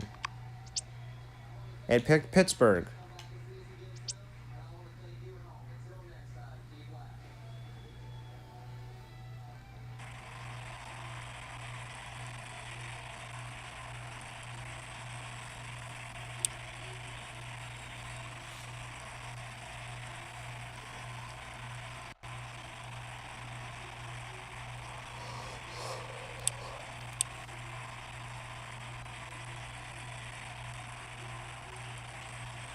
Alright, here we are. Terrapins versus the Jags. I heard rumors that the Jaguars were a lot better, but I want to see if that's true or not.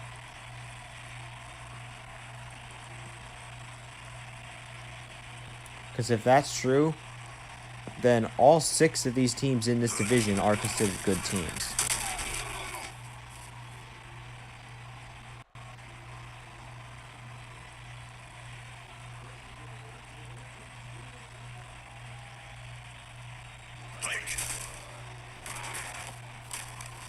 All right. 3rd and 6. Yeah, the AFC Central is going to be the hardest division of the year, as you literally have 5 teams that are GOATs of the league. You have the Orlando Rockets, who made it to the Access Cup final. You have the Cincinnati Royals, who upset the Dallas Stampede in the first round of the playoffs. You have the Denver Mountaineers, who've won the Atkins Trophy for finishing with the best regular season record last season. You have the Access Cup champions, the Kansas City Wranglers. And then, of course, you have the Montreal Terrapins as well. It's going to be tough it's going to be a tough group. And Mexico City, I heard rumors that they were better too. So potentially, if those rumors are true, all 6 of these teams can make the playoffs. We've never had a season where all 6 teams of an entire division make the playoffs. Now, if that does happen, only one team from a different division would make the wild card, and the rest would be eliminated. Meaning, if there were to have 6 teams from this division make the playoffs, there would be a division where only one team makes the playoffs, and the other one would be only 2.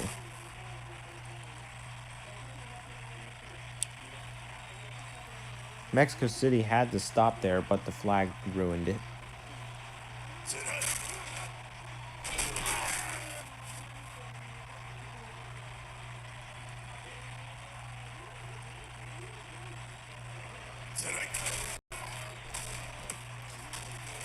Basically, this game these two are really rivals because it's the Spanish versus the French. You know this is a big rivalry game.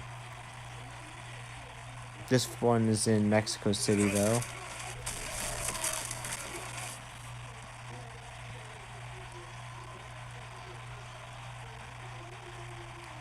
Both of these teams were in the NFC last season, but they both moved to the AFC.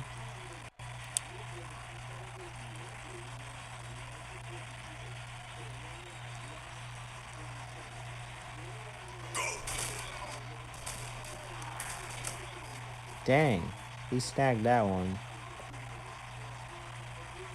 Montreal looks like they're going to score first. Let's see what happens here. And they do. Touchdown, Burgess. Montreal Terrapins lead, and that's going to start. And the French lead by 7.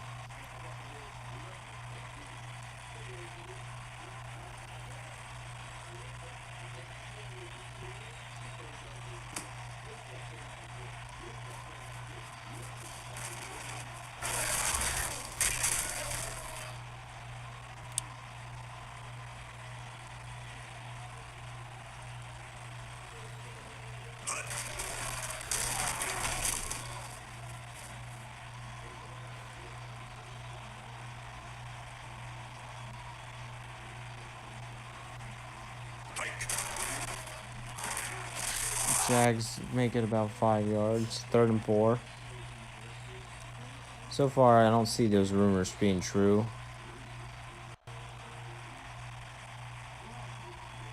About Mexico City being a better team. But these are only the division games. The division games don't really show a team's true colors. Because a team could be good and place last with an 0-5 record because the other teams are good as well. But you never know. An 0-5 team in this division could win more games in the midseason madness, which includes 17 different teams that each team will play against. And this season they're going to be playing teams at their level. So the top half in each division will play the top half. The other each other. And the bottom half of each division would play in the other group in Mid-Season Madness. And Mid-Season Madness lasts for 17 weeks.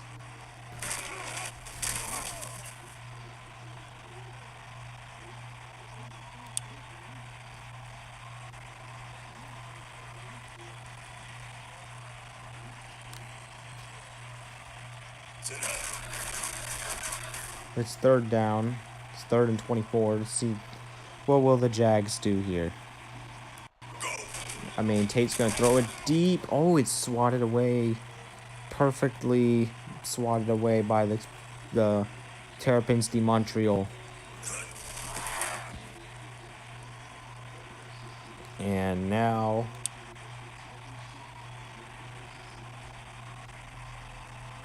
Terrapins have control of the football.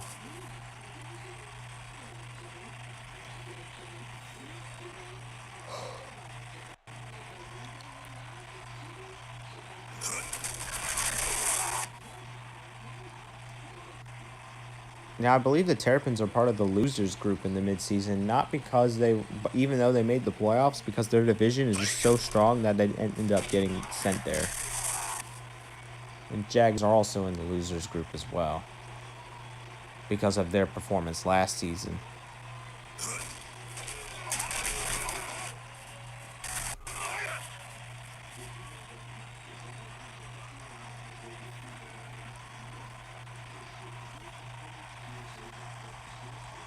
Yeah, the winners group teams from this division are the Wranglers, the Rockets, and the Mountaineers. And the rest of the teams, which include the Royals, Terrapins, and Jags, are all in the losers group. Oh, crucial interception by Bennett. Not our Bennett, but a different Bennett. And the Jags take over.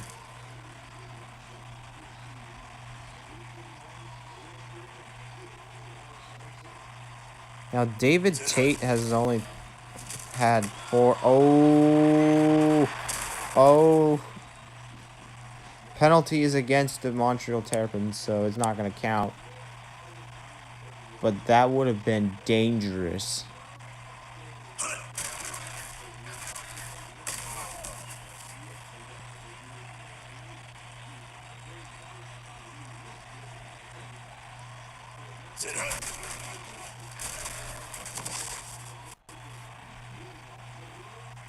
Terrapins take a timeout.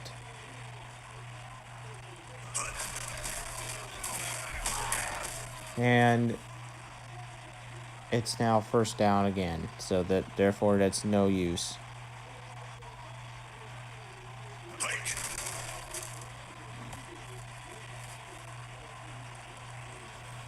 I would consider throwing it deep, right?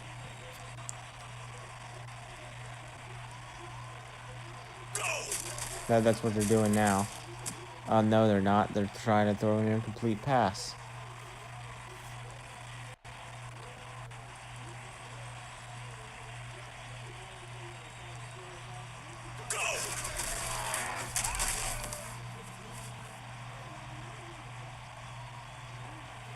So right now, Mexico City is...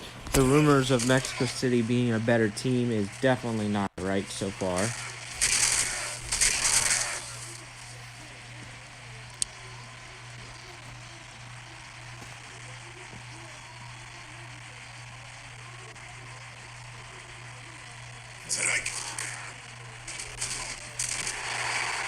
Okay, maybe they're good because of their defense. I think that's the third interception the Jags have picked off in one half. In one freaking half. So the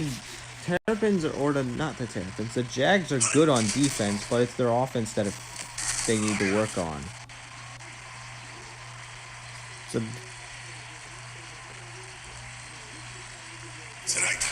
but I do see a lot of potential in Mexico City. And they're gonna get on the board. They're gonna try to get on the board with a field goal, and they do. It's now 3-7.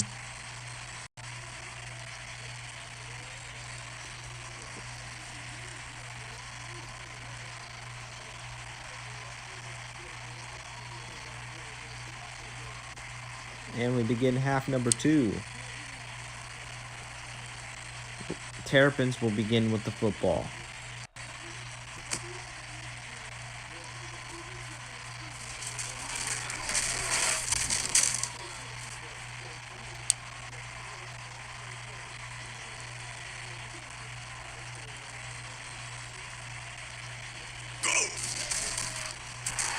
Here's a 7-yard sack.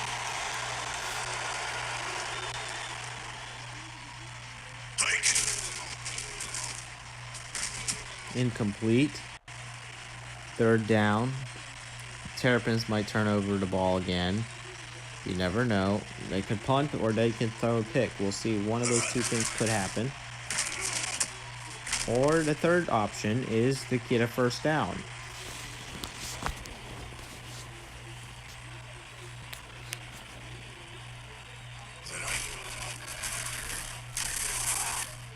First down for the Terrapins.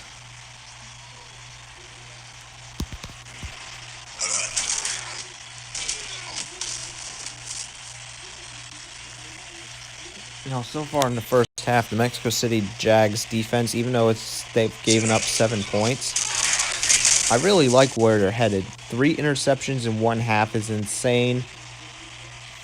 Normally, it takes a whole game to get 3 interceptions, but it just took Mexico City 1 half, and they could still get more.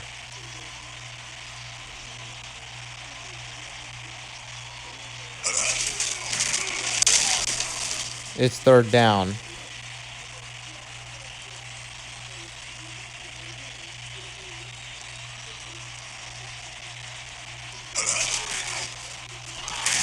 There's a flag.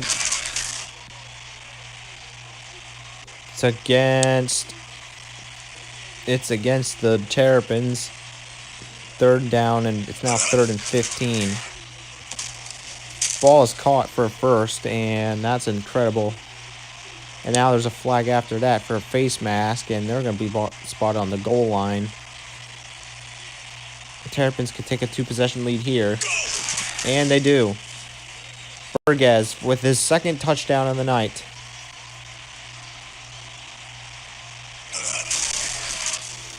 And the Montreal Terrapins lead 14-3. Yeah, I don't see Mexico City being considered a good team yet.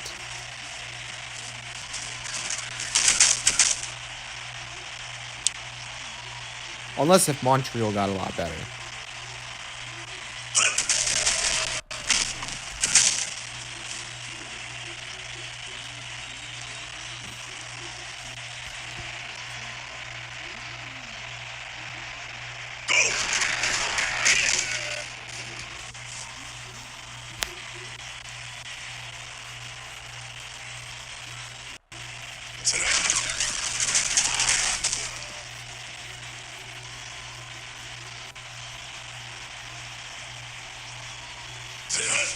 Punt is away.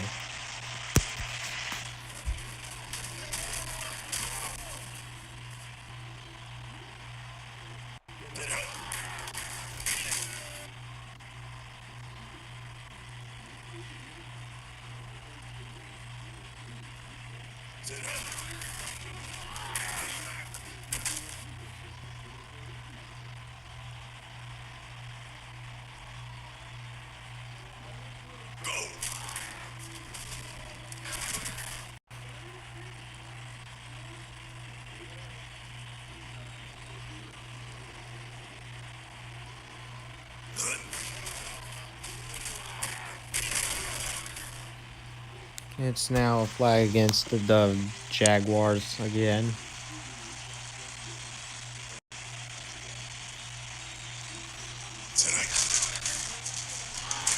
Now the Jags do have a pretty bad offense, but they have a very good defense. But you need both a good defense and a good offense to win games.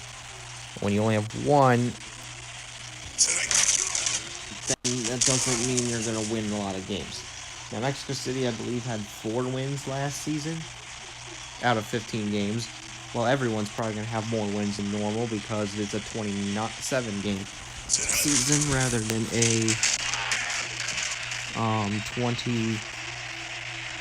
a 15-game season. So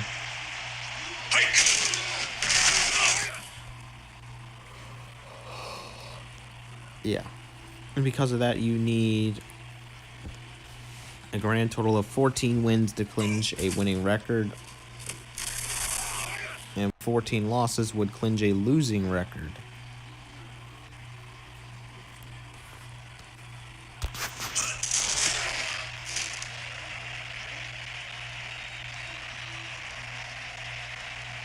And with the season being so long, it's really hard to go undefeated, and it's very easy to not be winless. In fact, last season, no one went undefeated, and no one went winless last season. Philadelphia won just 1 game.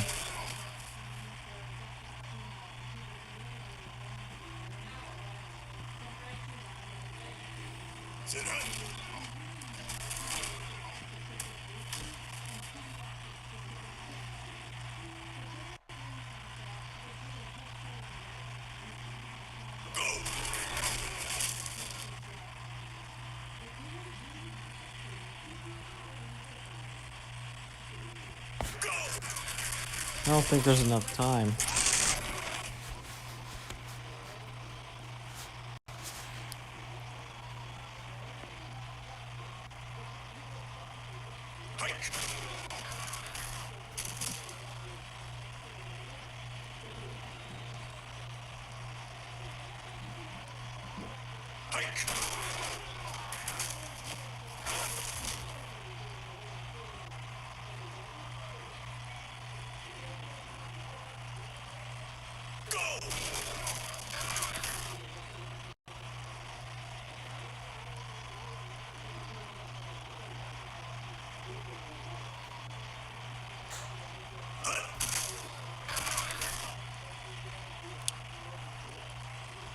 That's a turnover on downs. Yeah, once again, the Mexico City offense just isn't that good.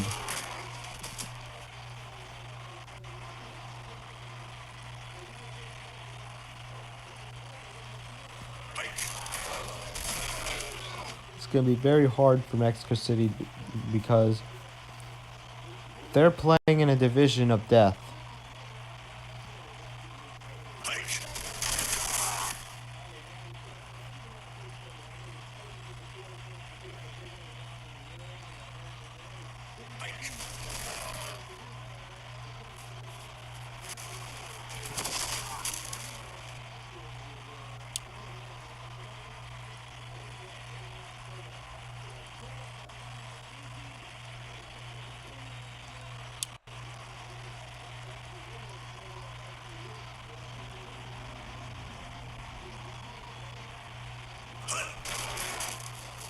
Alright, there's a flag.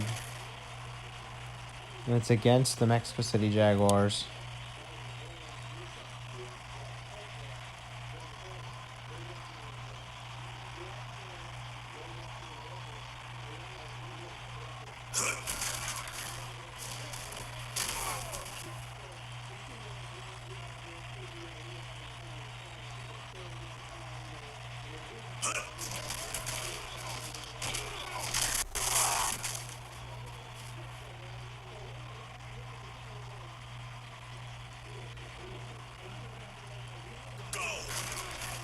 And, oh, he's almost in.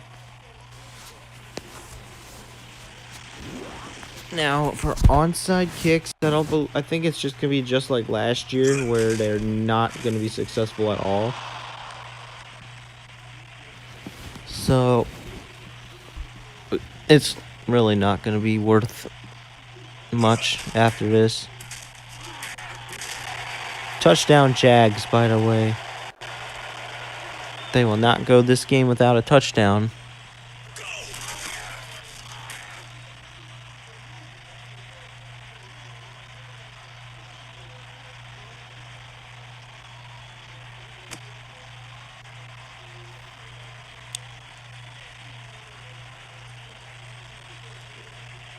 And there it is.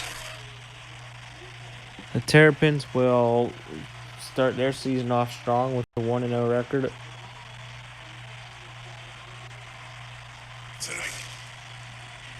But the Jags only lost by 7.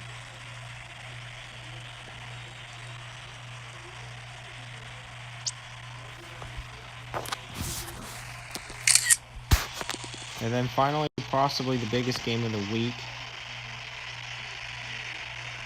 Oh yeah, I forgot. Kansas City's not in the same division anymore.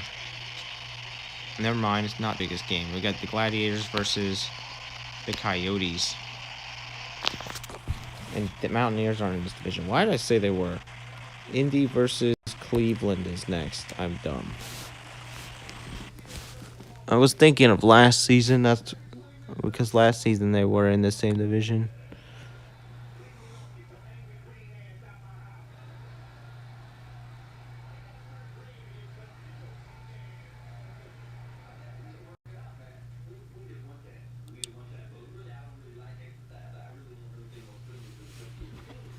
All right, starting the next game.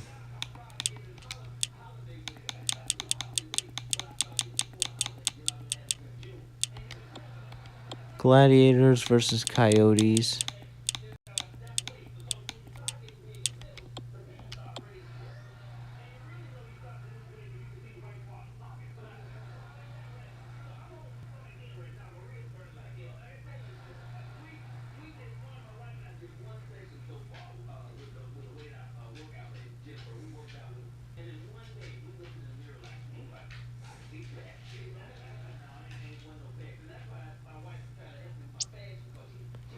All right, there we go. We're playing at Coyote Stadium.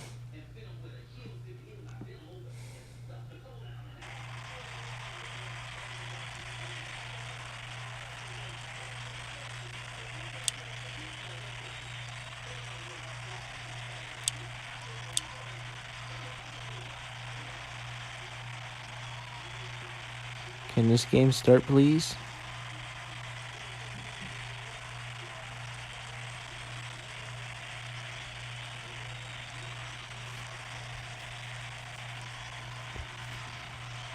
There we go. Cleveland versus Indianapolis.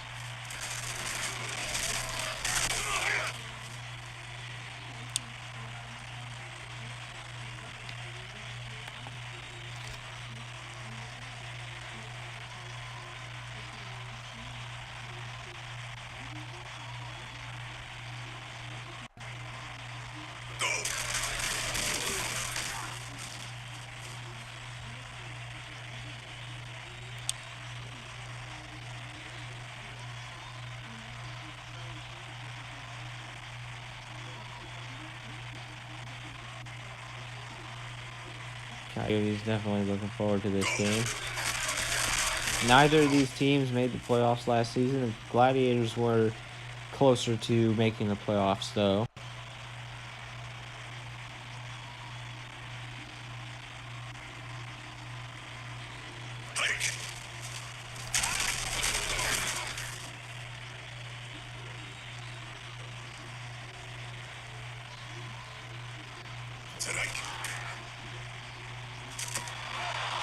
That's intercepted by the Gladiators.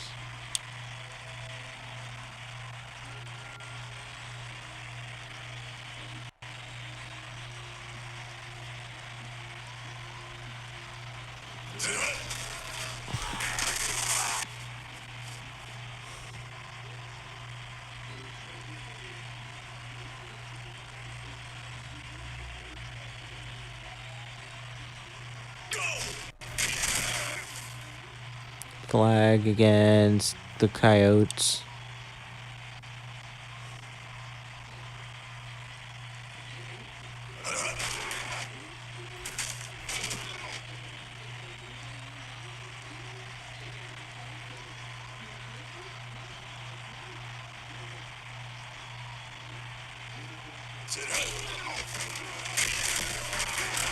First down, Indy.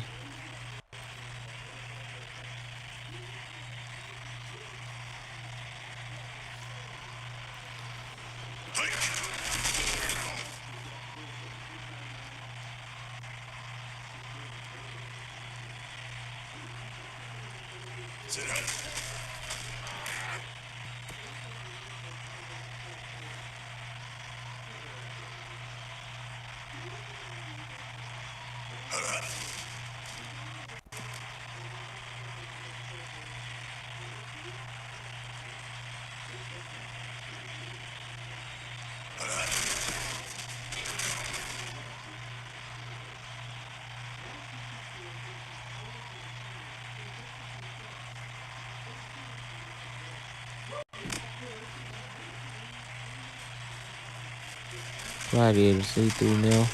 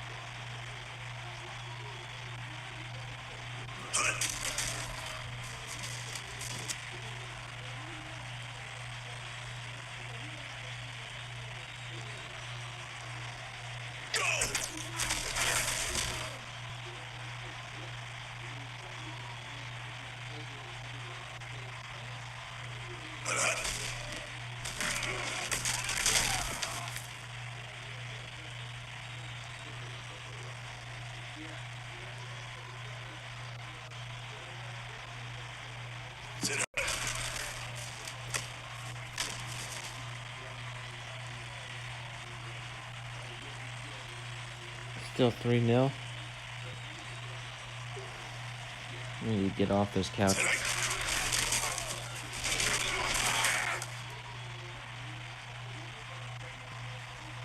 Because if I don't, I'm going to fall asleep in the middle of the game again, and I don't want to do that on the first night of the week.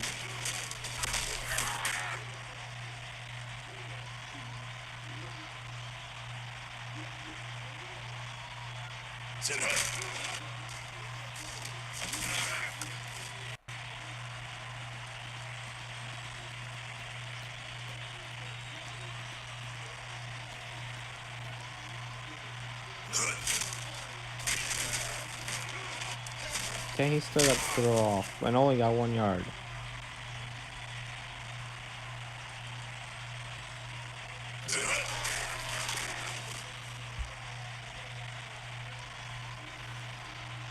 It's 3rd and 10. This is a different cup. Cause I ain't gonna lie, I closed my eyes like 4 different times. That's because these two teams are boring to watch. These two teams are the most boring to watch. I'm sorry if you're a Coyotes fan, and I'm sorry if you're a Gladiators fan, but it's the truth. Both of these teams are bad, but normally the Gladiators are above the Cleveland Coyotes.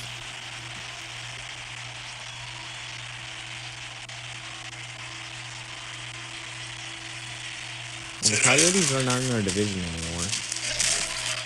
If we were to go by our old Devon's old 32 team format, they would be, but we're going with 36 team format. So the best way to do it is have 6 divisions of 6.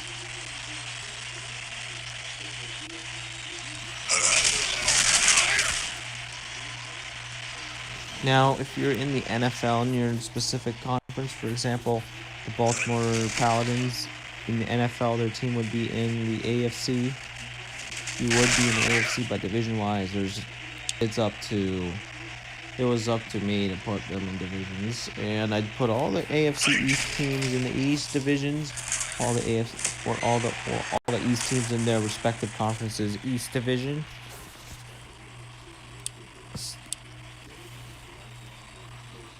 did the same thing for the West, and the remaining teams were the expansion teams, the North teams, and the South,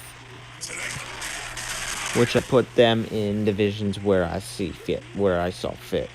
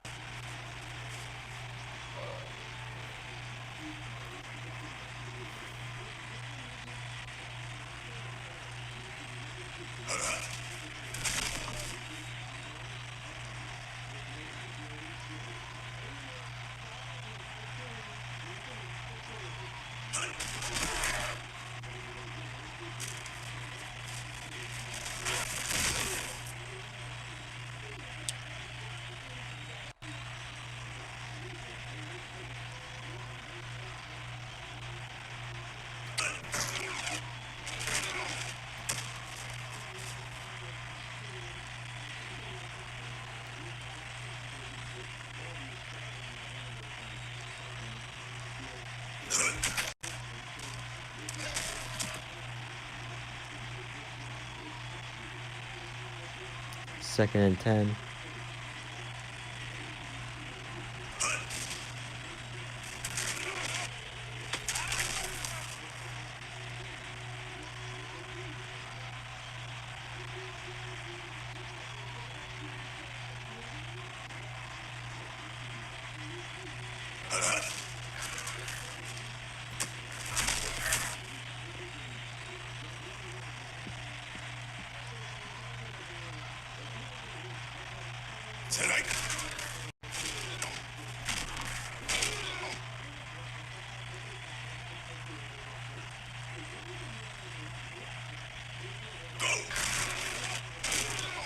And touchdown, Indianapolis.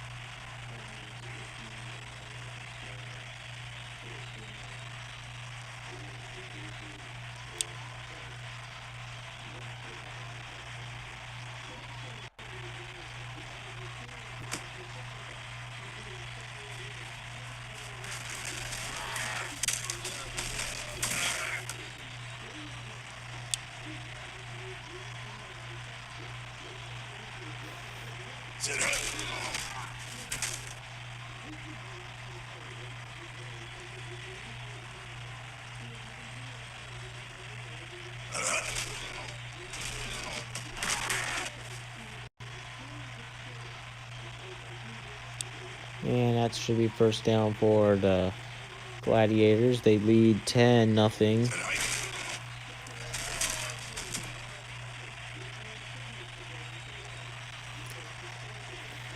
Now, it seems like the Gladiators are still over Cleveland right now.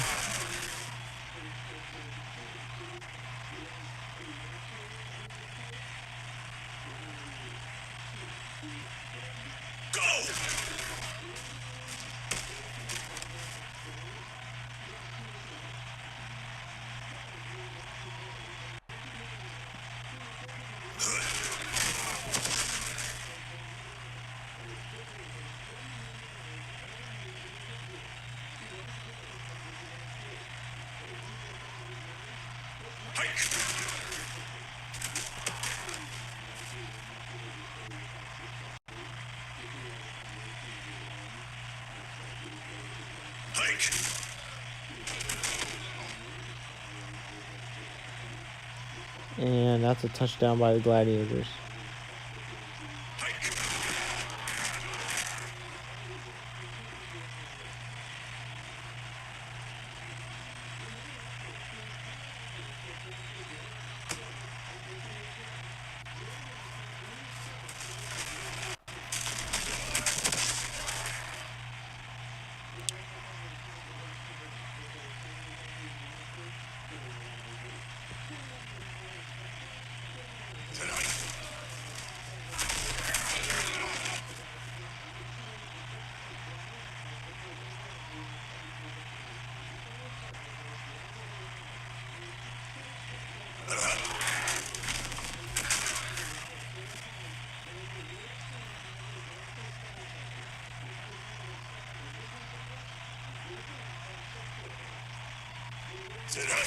Here's a pass.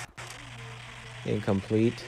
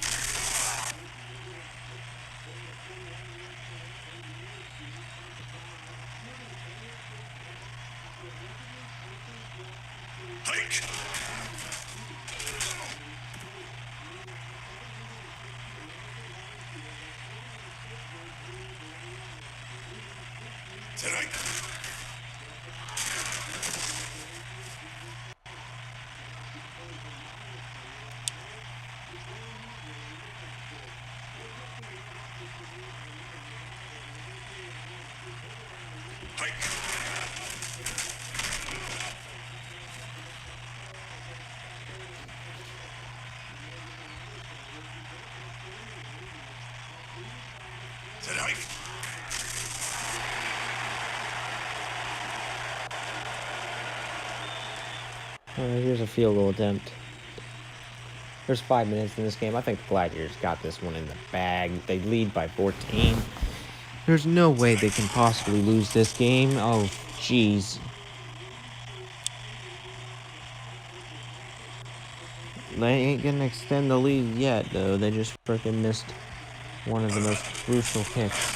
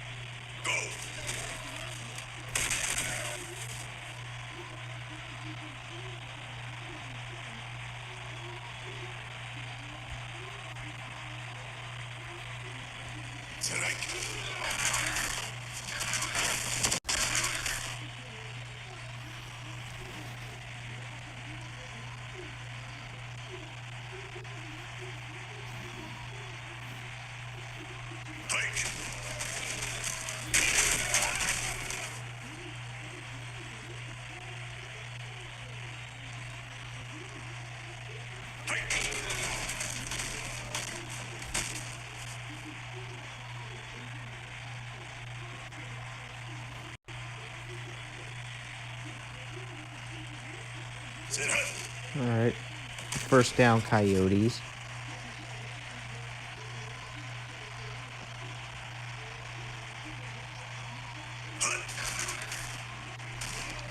Intercepted. And the Coyotes definitely need a better offense.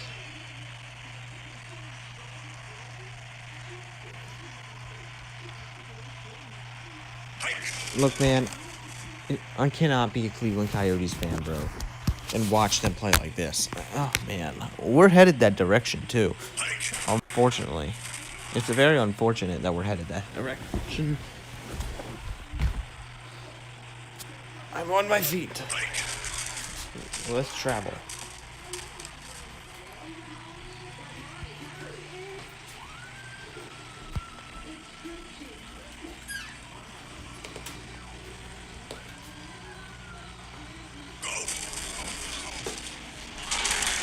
Trigger flag. 2-minute warning.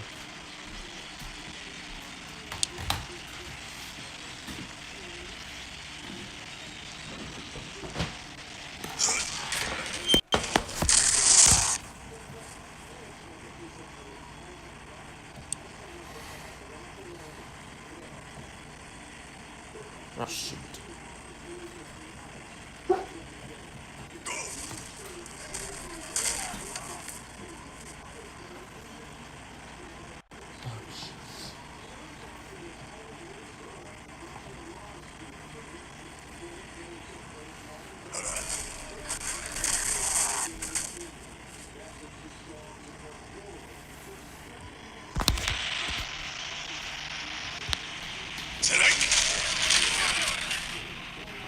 I need to get the blue controller real quick. The only reason why is because when I go to the kitchen, the controller becomes out of range.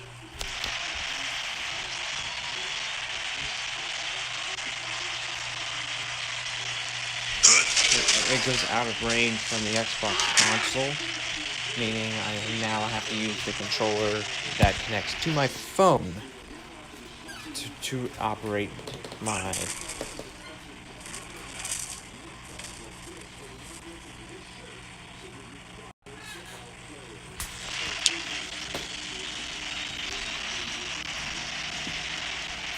As you can see right now, the red controller is still trying to connect back to the Xbox and put it back in the game room where it needs to be so that it can have a connection, have that established connection with the console.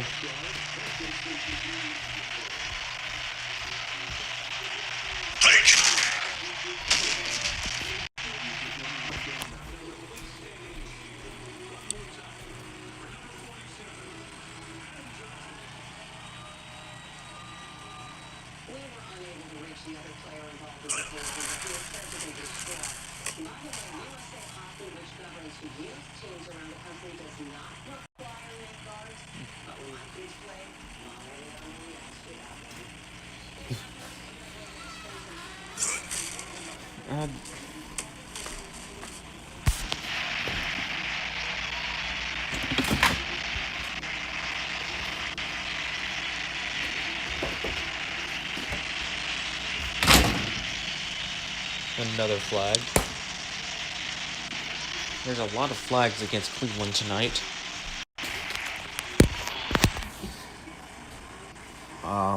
I've never seen so many against them in my life.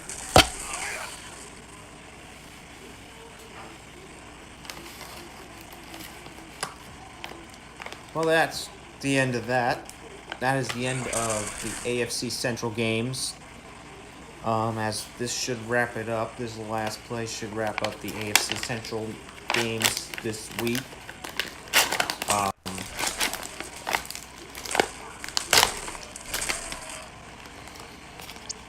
There you have it.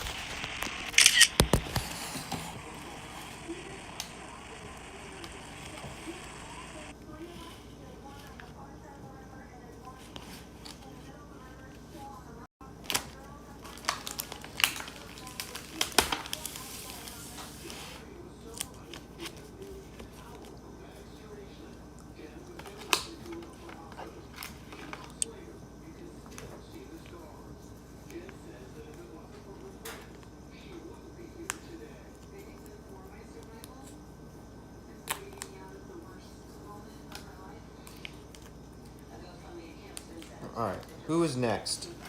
Game 7 of the night is Kansas City versus Vegas. So now we will start the Access Cup champions.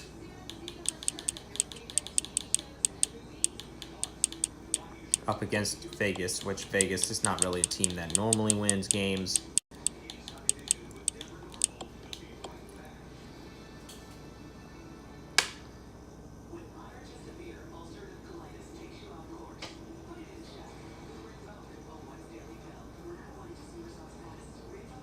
Now this game does have a longer loading time than last year.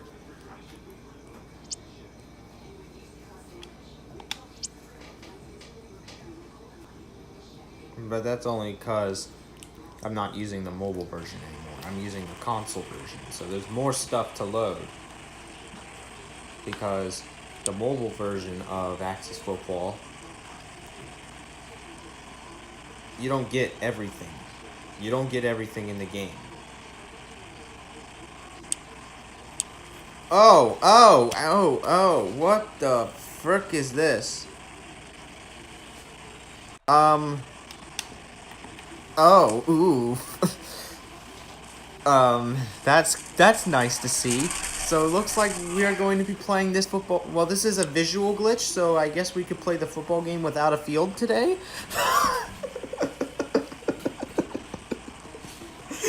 Vegas, what the frick, man? Las Vegas painted their entire field freaking field pink for Breast Cancer Awareness Month in November. This is the first time someone decided to paint their entire field pink for no reason. Alright, so we're just gonna watch them play in the pink field. I have no freaking clue. I will be sending this to Danny Jugan once this stream is over. This is not supposed to happen. This is not supposed to happen at all. And neither was that glitch. Both of those glitches I will be sending it over to bug reports. The first glitch when the app wouldn't let me freaking change teams.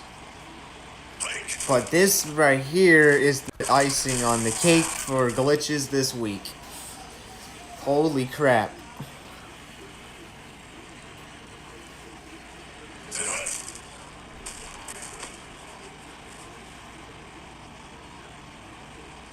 Jeez. Why is it pink, though? I swear, if the game crashes and I have to redo the whole week because of this glitch, I don't know where the end zone is. I literally don't know where the end zone is.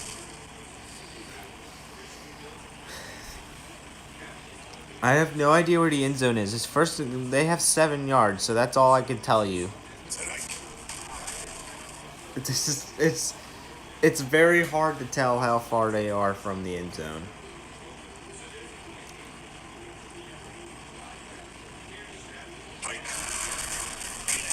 It's 3rd and goal. Now this is Kansas City, which is a team that's previously just won their last game. They've won the previous game they played last week. Oh my days! They picked off the ball. Well, that's a good start for Vegas.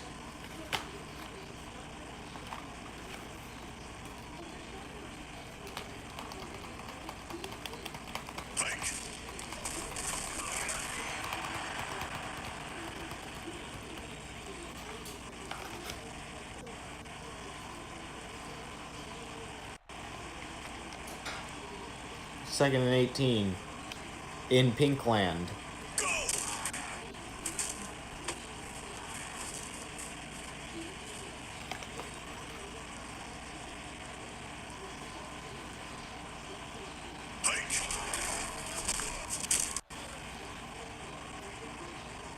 I wonder what caused this glitch to happen, really. The field is pink. It's only a visual glitch, so we can still continue the game. But the experience is probably a lot weirder. You don't know what yard you're on. All you can see is freaking...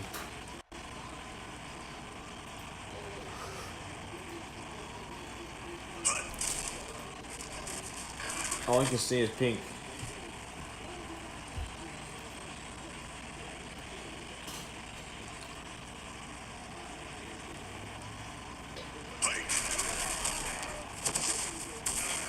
Yes, this is the console version, by the way. This is not mobile.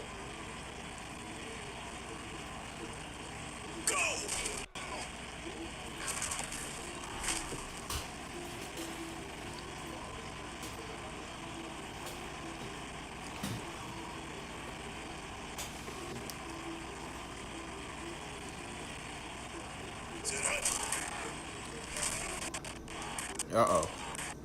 No. No, no, no, no, no, no, no, don't lose connection.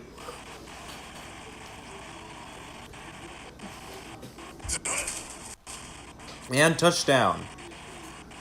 Wranglers score. I don't know where, but they scored.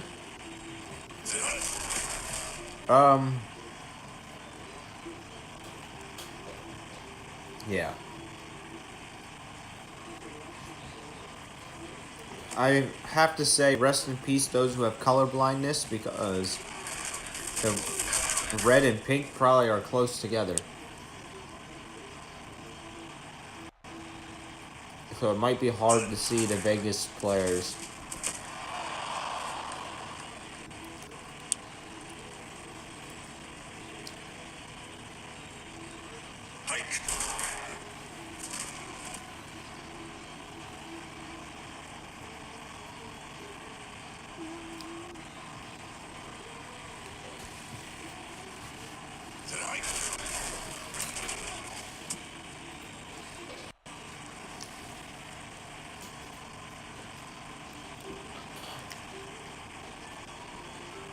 Pink field, huh?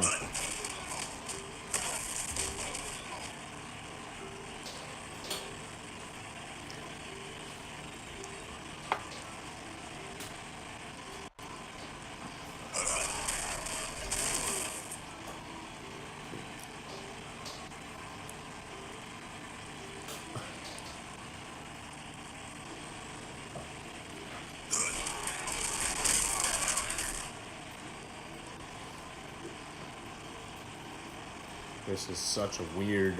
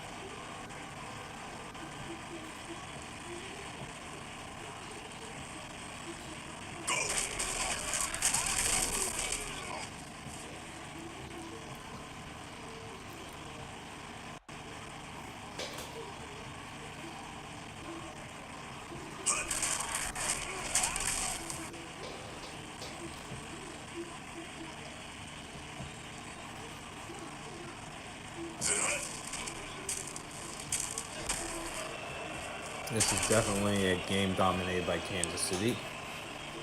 I'm not surprised. Kansas City's such a good team. I mean, right now they're still ranked number 1 in terms of team strength, so there's a chance they can go back to back.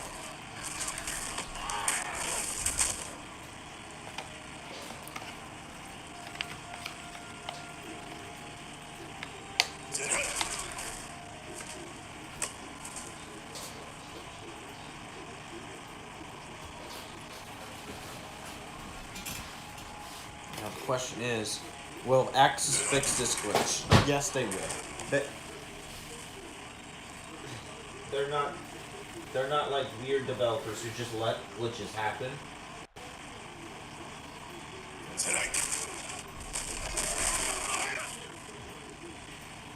This will get fixed eventually.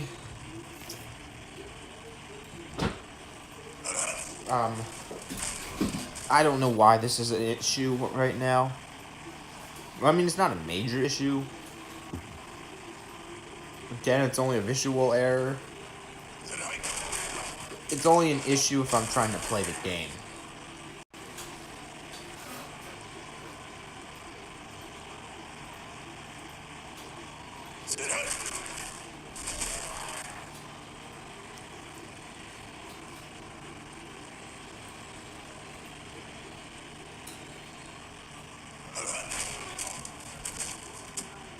There's a flag. It's against Kansas City.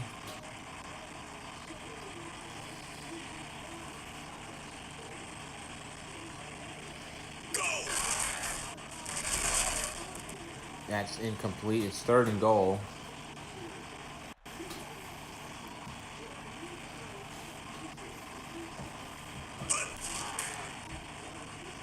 touchdown.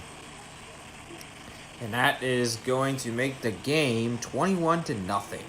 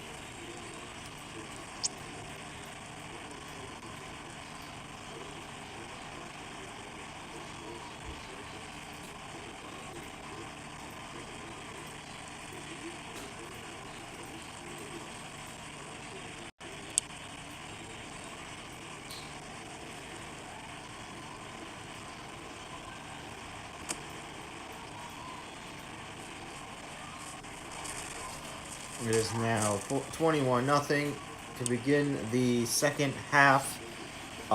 That's absolutely a crap show in Vegas right now. I mean, literally, look at the freaking field. And look at this interception by Angular. The Wranglers are just destroying the freaking Outlaws right now. I got an achievement. For what? Record 3 interceptions in a single game. I guess they only count the away team because they sometimes mistake that as the player. Because a team on the left would automatically be player 1 if I were to do it in exhibition mode. Unless if I were to switch it, but I don't usually change that.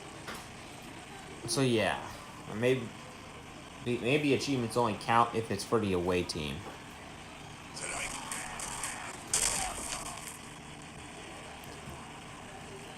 And that gave me a lot of gamer points. 100? Are you serious?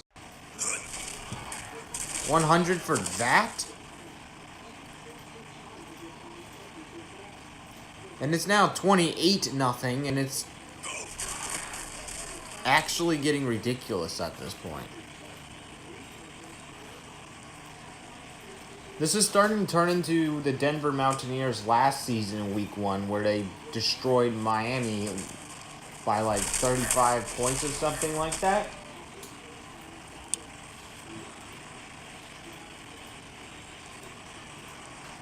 Denver's really the only team that can stop Kansas City right now. But they failed to even qualify for the freaking AFC Championship game because of Arizona. Well, Arizona switched conferences now. They're in NFC now.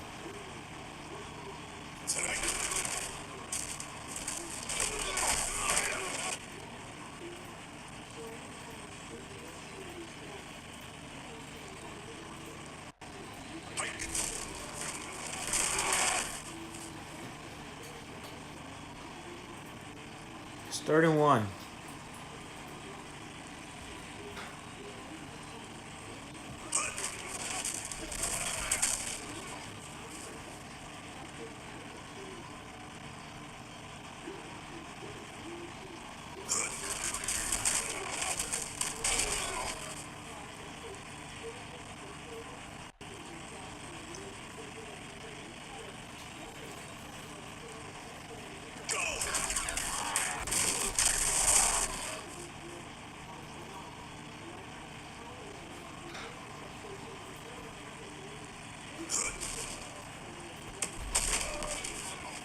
-1.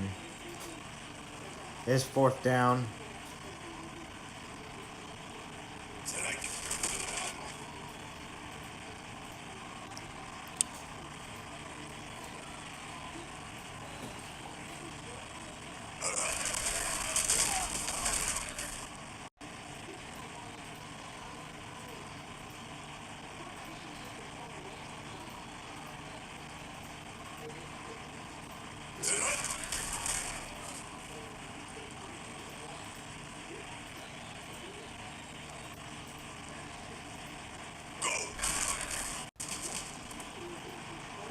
It's now 4th down.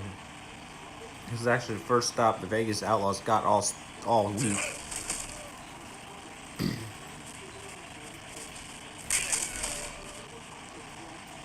This is a definitely not what Vegas fans were hoping for to start the season off. Yes, they're playing against the defending champions, but to lose by more than 4 possessions is absolutely embarrassing. It's the end of the third quarter. It's 28-0.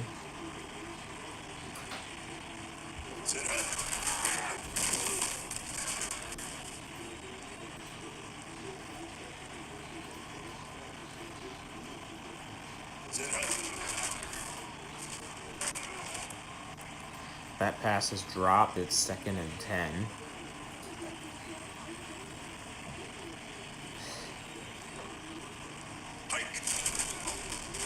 And that's a sack.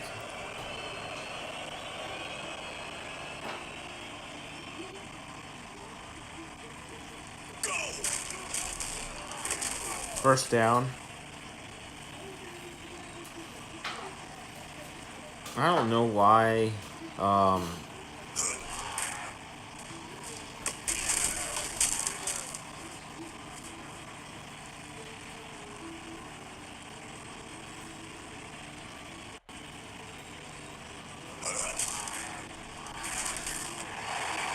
Oh, Vegas scored. I didn't know the end zone was that close. It's now 28-7.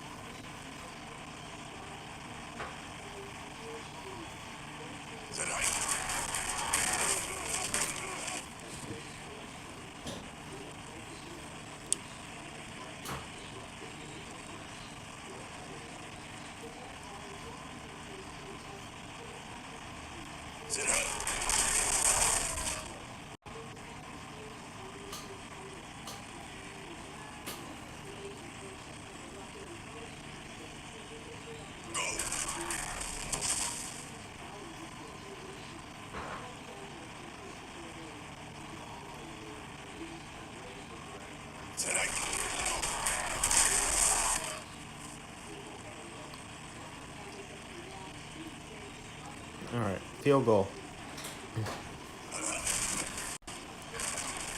No good.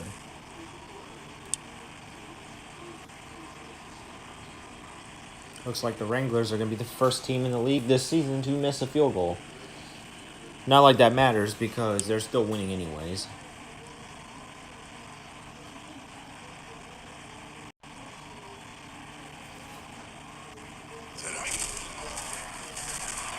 Oh no. What the frick are you doing?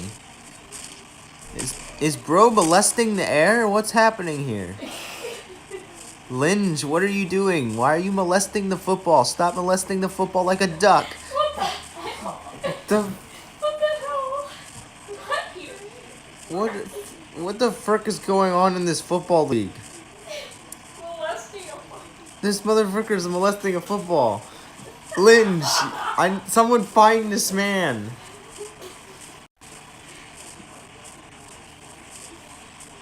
Alright, so that's literally bull crap. What the hell is that? He intercepted the football and began to molest the ball. What the frick? Alright, if I were in control of this league, I would be fining the frickin' Kansas City Wranglers. What the frick? What's that achievement? Earned 5 sacks in a single game.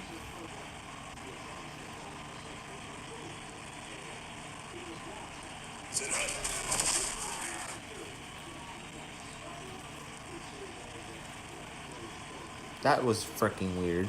This game can't get any more weird than anything. What the hell?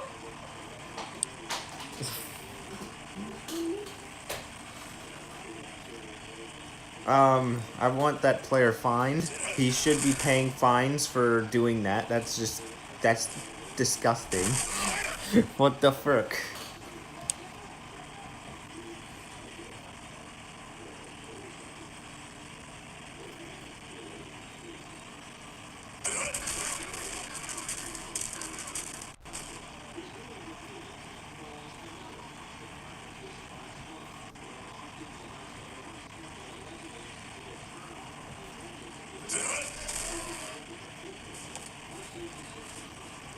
I cannot believe the Wranglers just did that. That's milking the clock to a whole nother level.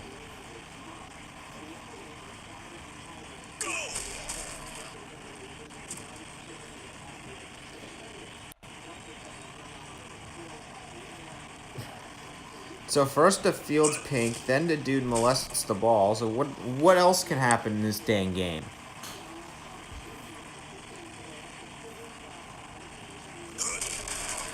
Game over. Wranglers win 28-7. In possibly the weirdest game in UAFL history.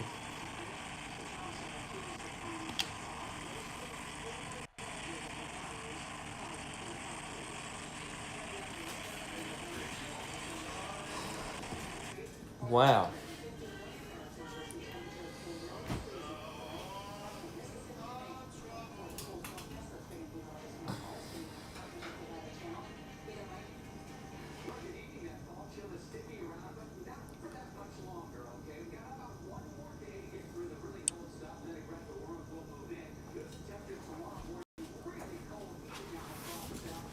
Alright, moving on.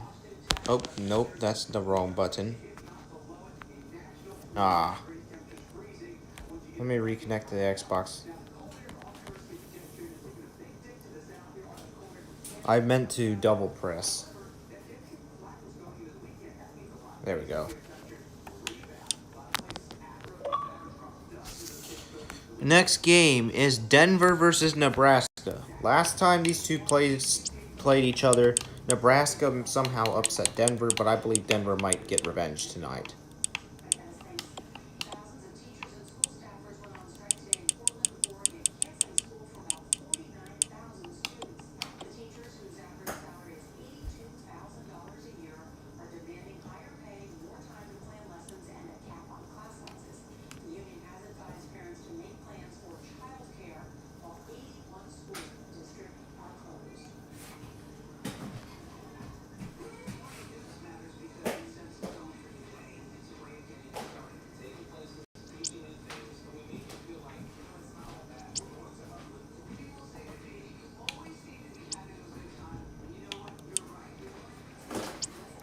We are headed to Lionheart Stadium.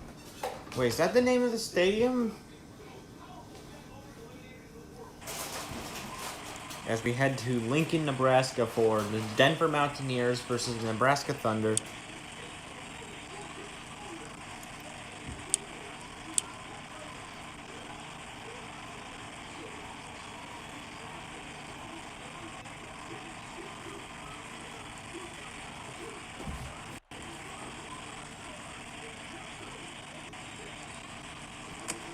Alright, so this field loads perfectly fine.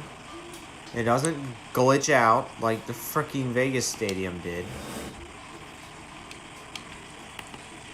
Not gonna lie though, this stadium is kind of empty as frick. Where are the fans? Does Nebraska have no fans? I don't think the Nebraska Thunder have fans, guys. Except for real Gouda games.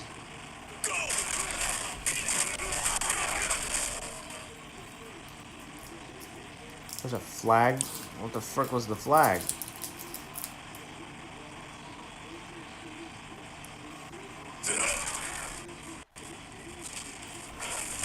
There's another flag.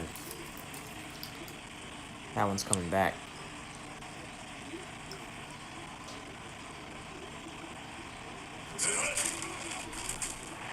Dang. 2nd and 27.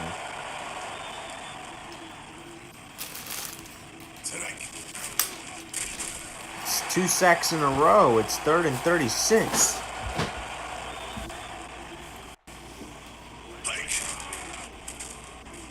All right, he's going to run, and it's going to be a punt. It's 4th and 28.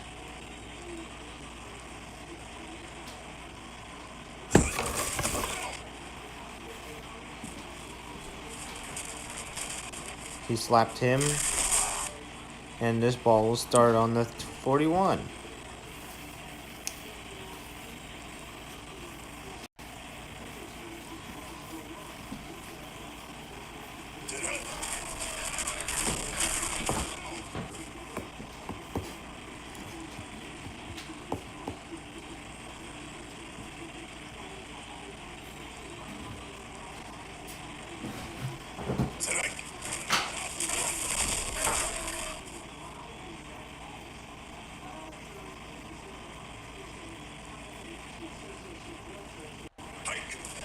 Here is Little. Did he get it? No.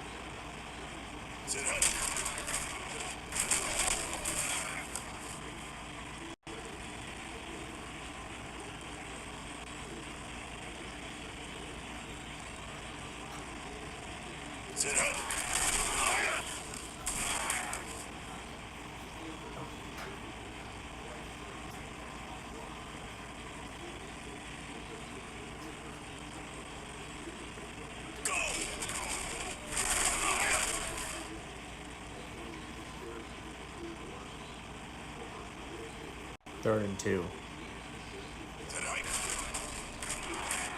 Picked off. And Nebraska's taken over. Nebraska's playing very well, surprisingly, against Denver again.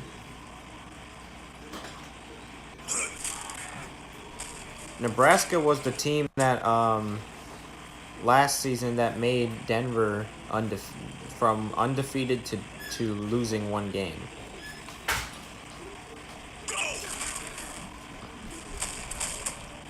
First down. End of quarter 1 on the second to the last game of the season, or not the season, of the week.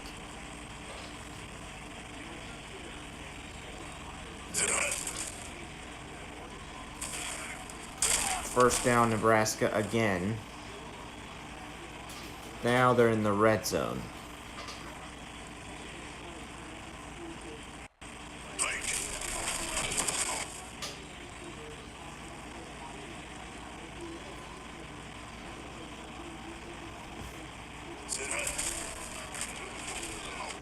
And picked off.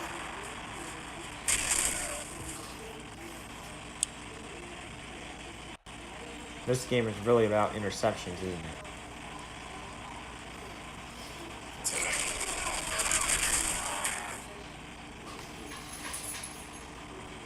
Both of these teams show their new defensive talent, I guess. It's up to we just have to wait and see who makes the first mistake.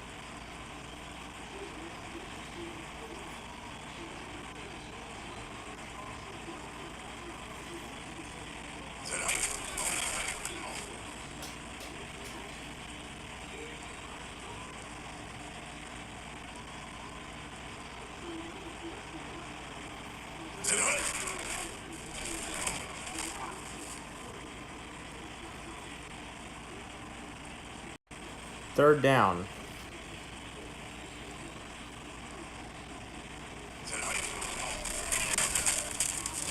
And that makes it fourth down. Nebraska has stopped Denver again. And this game is still scoreless. Won't be that way forever, though.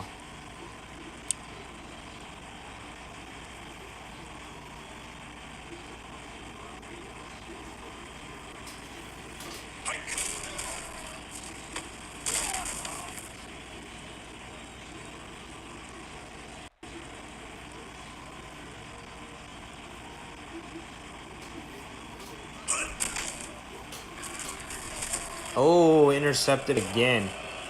As the defensive talent continues to shine, this one might be the one that concedes points.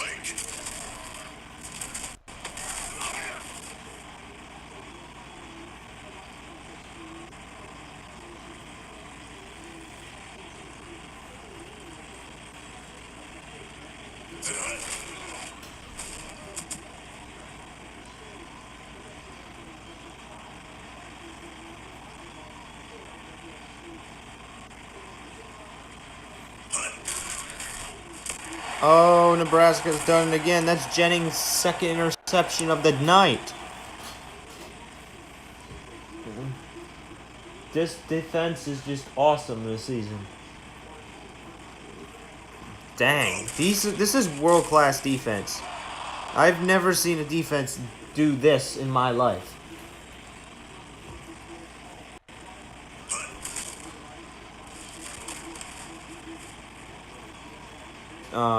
One of these two teams is going to have to break, though.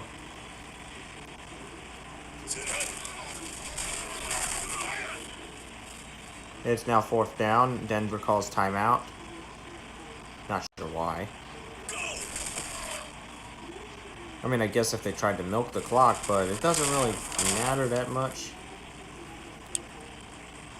Because there's still a whole other second half.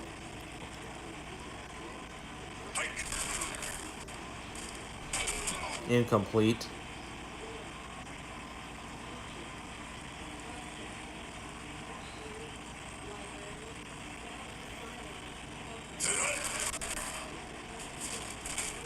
Incomplete again. It's 3rd down.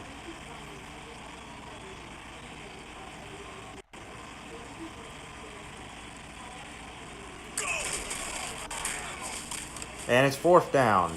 Nebraska made the stop again.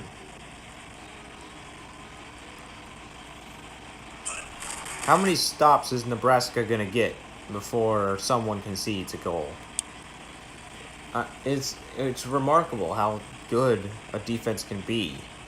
Nebraska's defense is a lot better than they were last season. So good luck defeating the Nebraska Thunder this year. Same with the Denver Mountaineers. Their defense is also solid. This is a game of true talent. It's really the offense that really needs to have some adjustments. And it's really both offenses, not just one.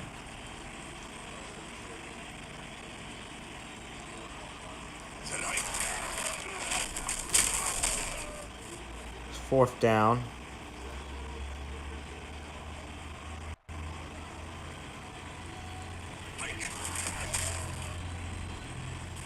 I don't know why they didn't wait.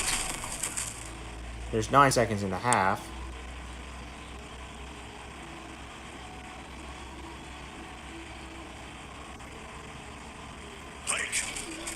Alright, he's going deep. That's dropped. 3 seconds left.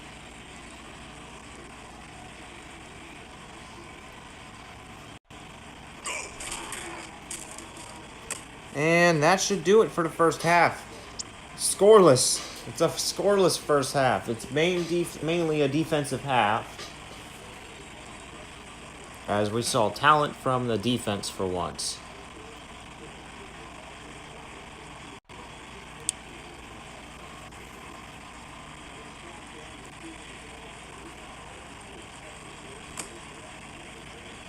And we now begin the second half with no points on the board. If that continues, we'll head into overtime, and if it continues through there, it'll be a tie. We haven't had a single tie last season. And basically a tie means each team would get a half a win in terms of how helpful it would be in the standings.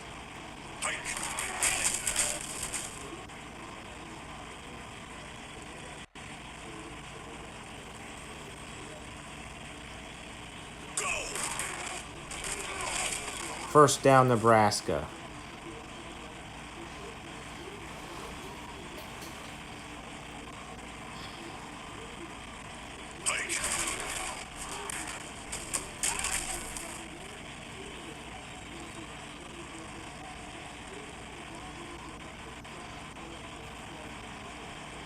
Flag against Nebraska.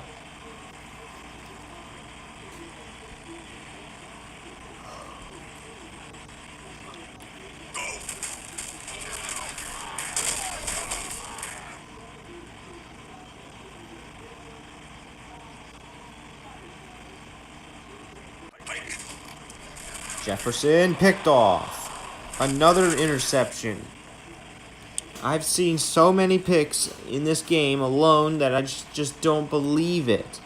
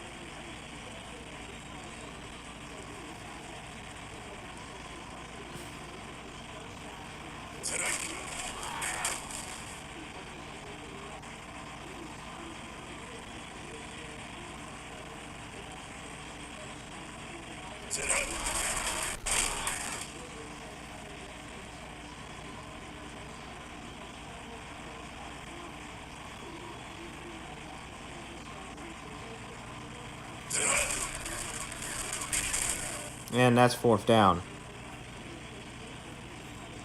Denver's going to try to score here. Oh, no, they're not. Defense is definitely the biggest thing in this game. Like,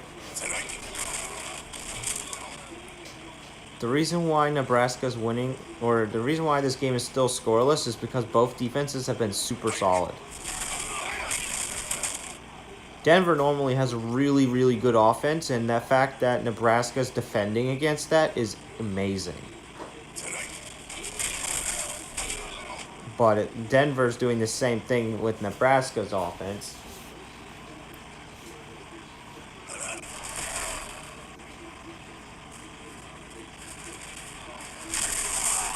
And Nebraska had a decent offense at some point, too. So it sounds like we're going to have...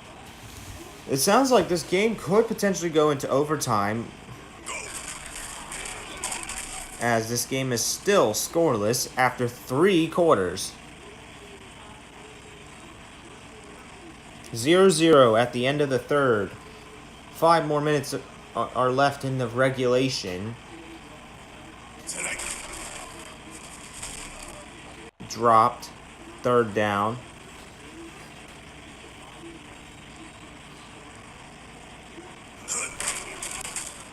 And that's fourth down again. And once again, it's going to be punted away. This is a really difficult game, and probably a heart attack game for both of these teams. If Real Good Games is watching, he's probably having a heart attack right now.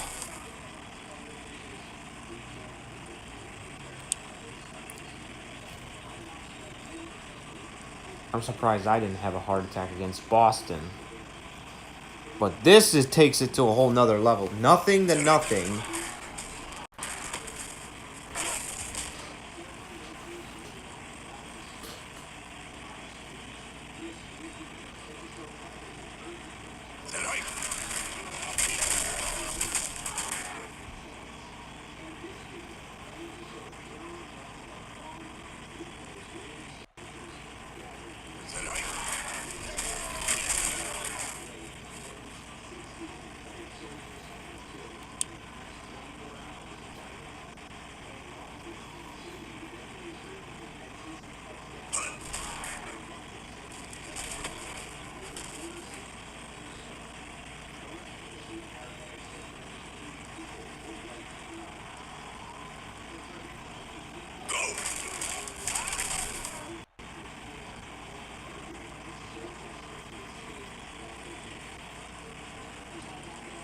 Second and 9.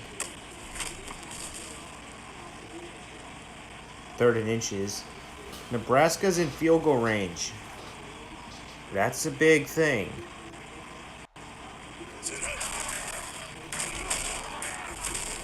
They got the first down, and it looks like Denver's about to concede. It looks like Denver's the one who's going to have their defense get broken eventually. Can they still intercept it? Yes, they can, but they did not. Touchdown, Nebraska. They lead over the Mountaineers. Something I did not expect this week at all. I thought Denver was going to get revenge this week. It looks like Nebraska's going to defeat them again.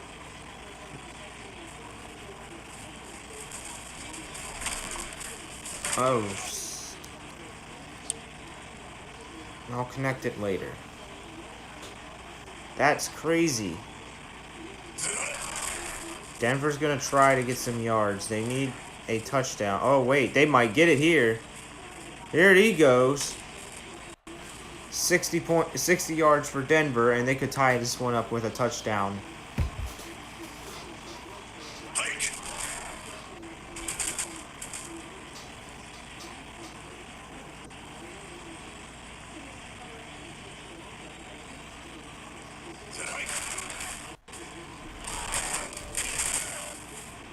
Plus 8 more yards is 3rd down. 2 minutes to go in the football game. Denver might score a touchdown to tie this one up.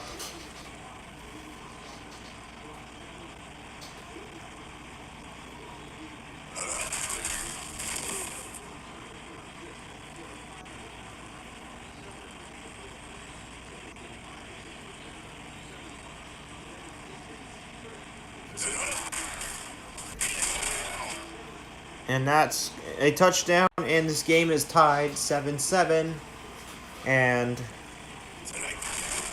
this is probably one of the craziest football games I've seen in Access 24 just yet. Defenses are a lot better in this version of the game.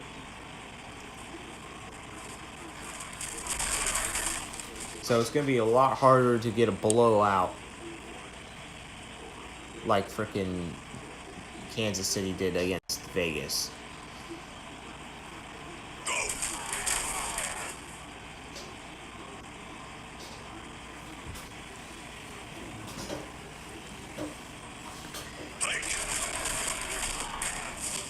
It's now 3rd down.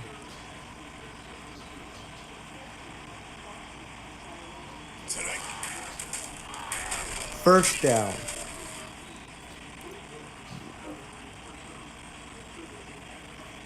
The clock has reached 50 seconds.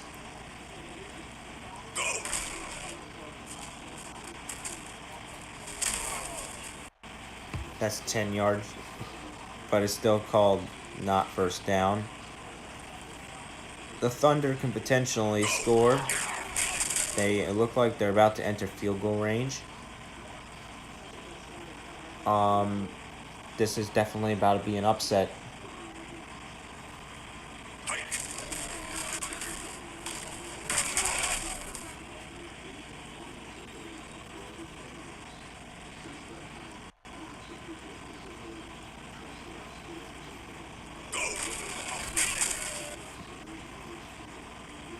And game winner here. They got it off, and Nebraska wins the game. Unreal. Nebraska has upset the freaking Atkins Cup winners, or the Atkins Trophy winners.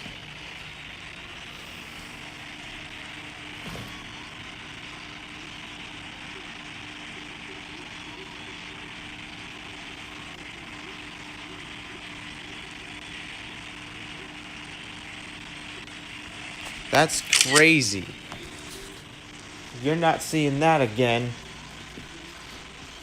Unless if you take a look at the footage from last season when Nebraska defeated Denver. What a good start to the season for Nebraska. They won They're now 1-0. And that's a win that Real Gouda Games should feel proud about.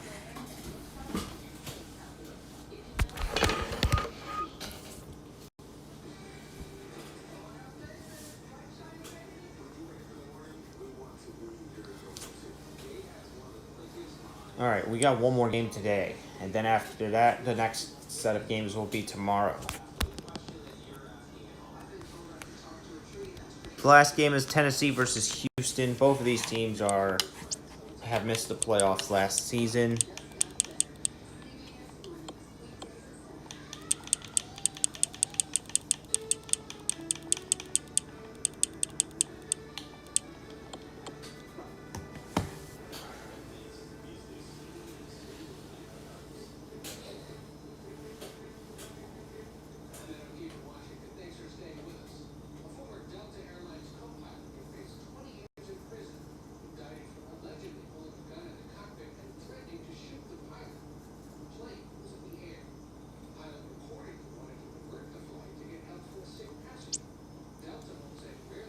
All right, Tennessee versus Houston.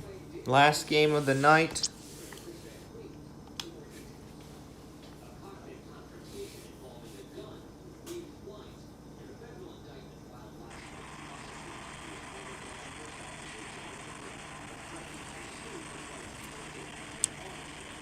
This is going to be the last game of the night. It's been a crazy week one so far.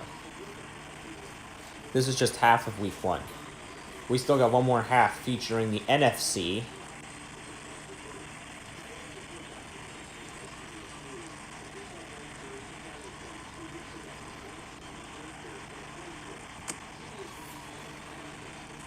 And welcome to Houston, where they have a dome.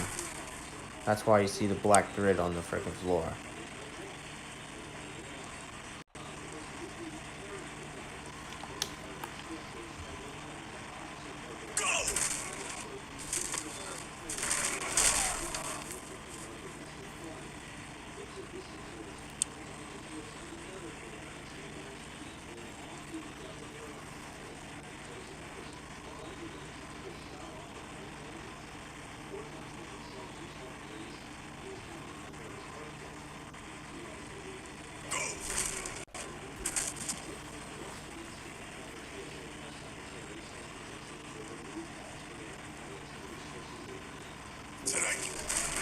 All right. Houston and Tennessee. Both of these teams were not that good last season. I don't really expect much from either of them this season either.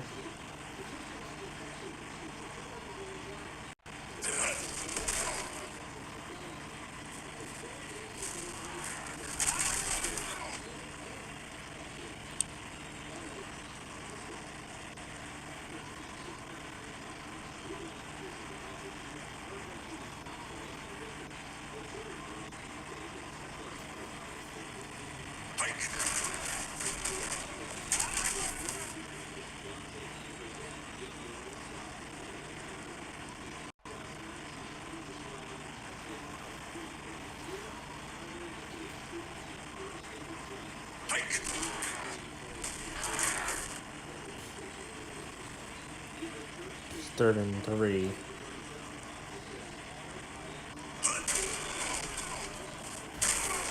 Tennessee gets the first down. Tennessee's offense is doing pretty good this game.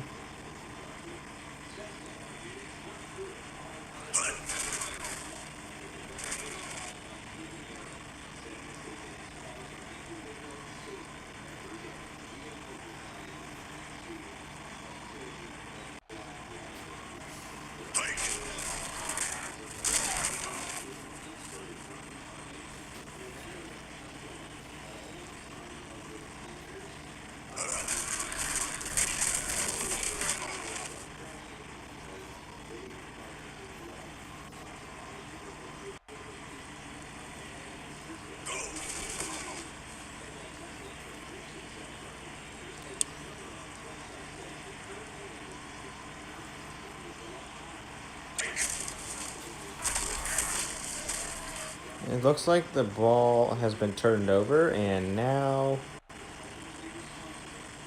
it's still scoreless.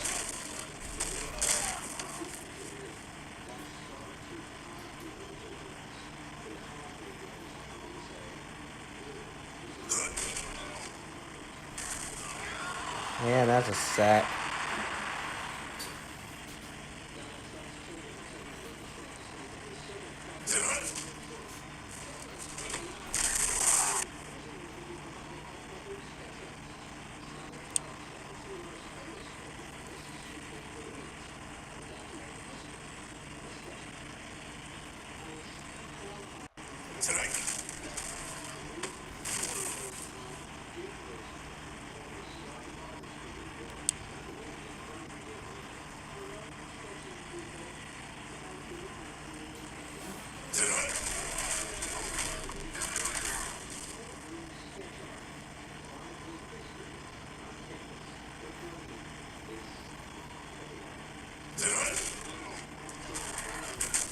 Incomplete.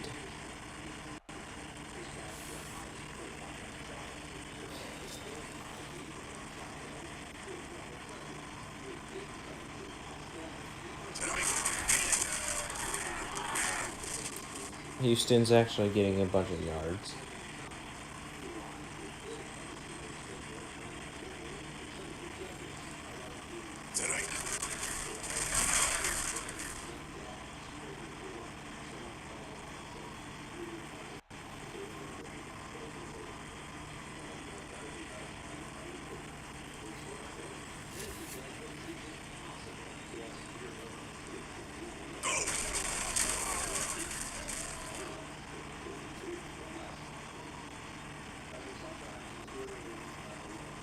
This might not remain scoreless long. And it's not a touchdown. It's probably going to be a field goal then.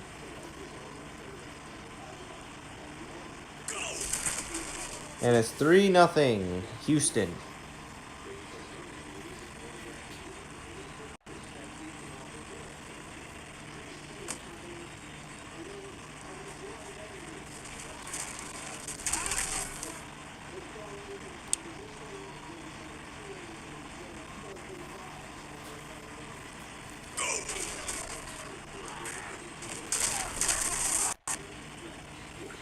First or second down.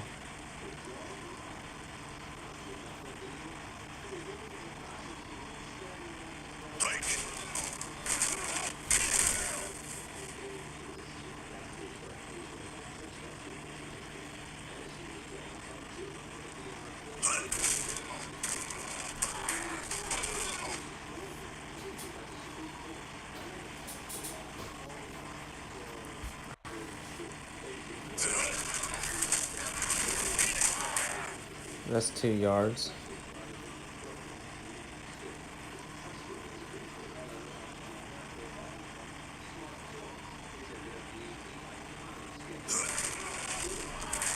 And that's another first down for Houston. Or not Houston, Tennessee.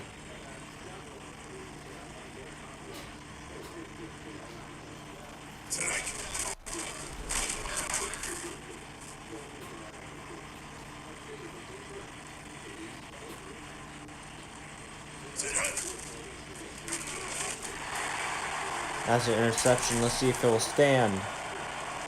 It will not.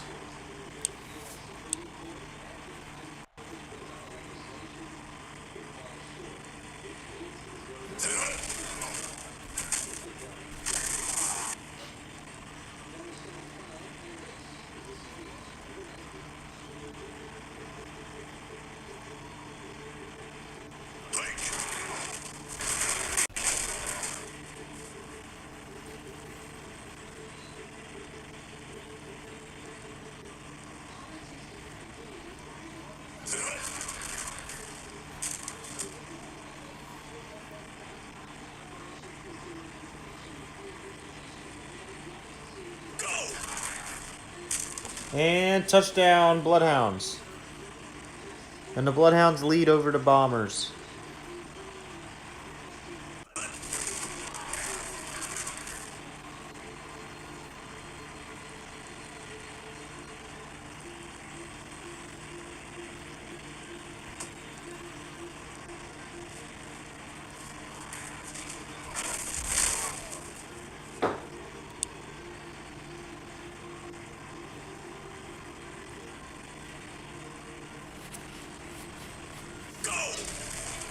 Alright, here's Houston. They throw deep. It's incomplete.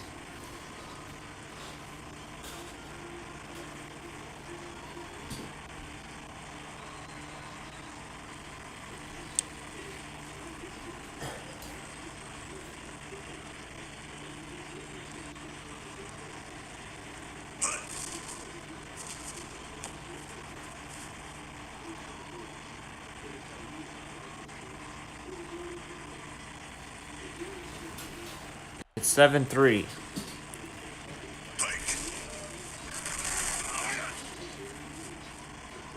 Timeout taken by the Bloodhounds because they get the ball back.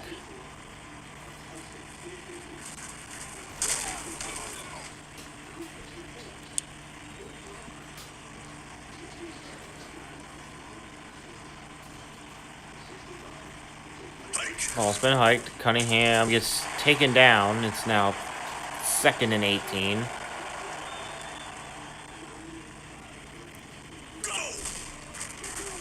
And it's now 3rd and 24. Defense is definitely showing up here.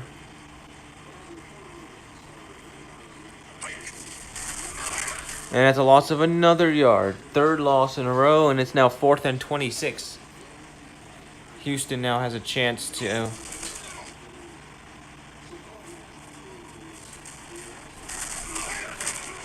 Houston now has a chance to score. I'll be right back.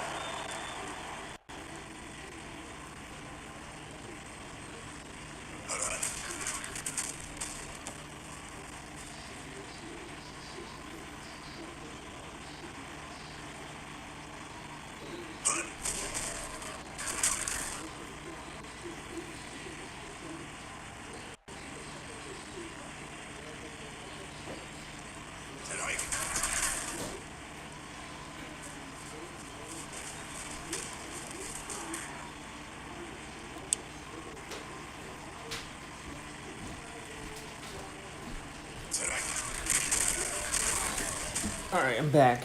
I had to use the restroom. It's the 3rd quarter now, and Houston has the football.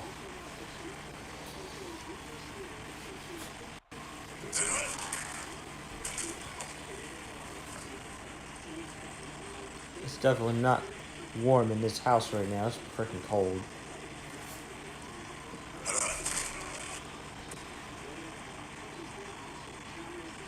Fourth down.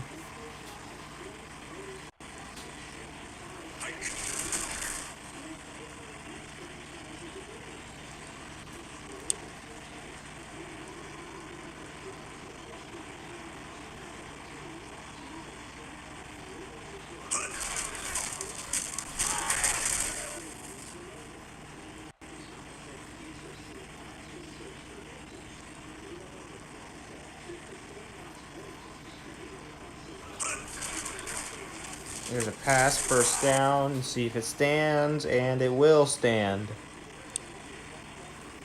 Or actually, they're going to accept the penalty.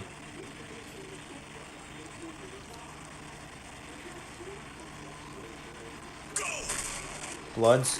Oh, they lost the football for a second, but got it back. It looked like he was trying to throw it deep, but he got tackled too soon because the line has failed. Once again, it's a penalty for holding against Houston. But the offensive line is not functional right now.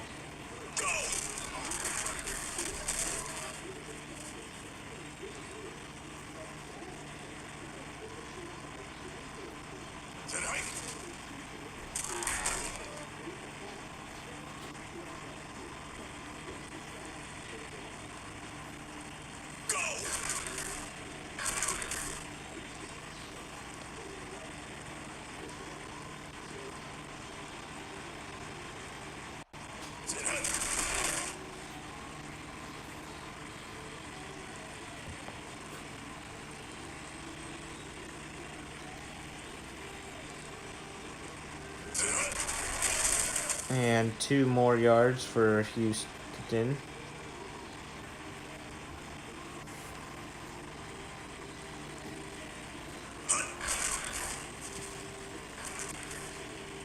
Now this season is expected to end in late December. I think December 31st is when the Access Cup 3 is scheduled to take place.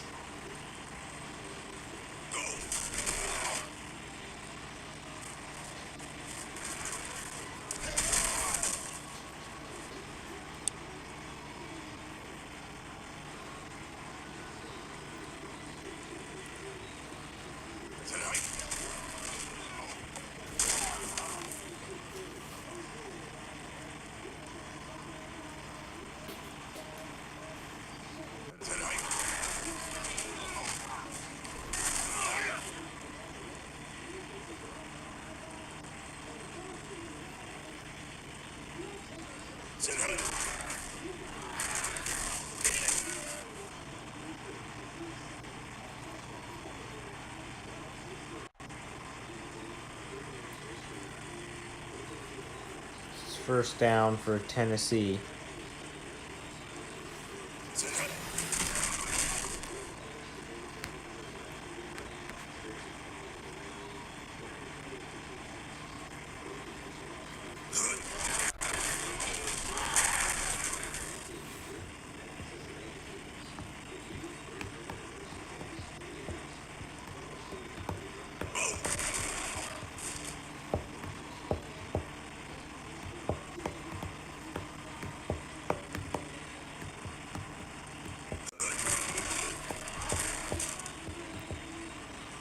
And they have scored.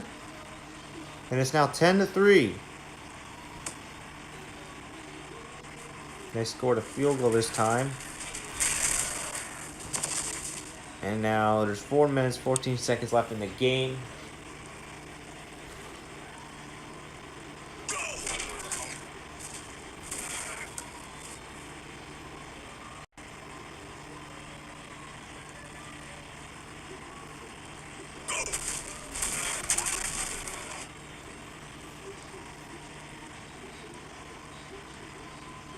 And it's now, we got 4 minutes to go in the game.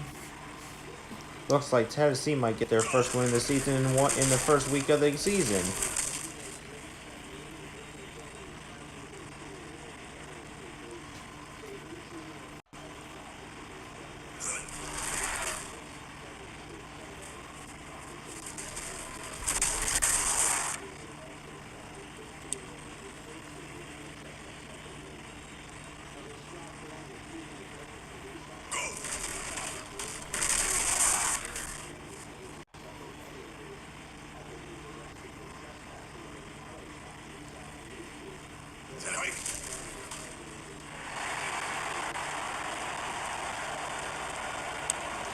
There's a flag.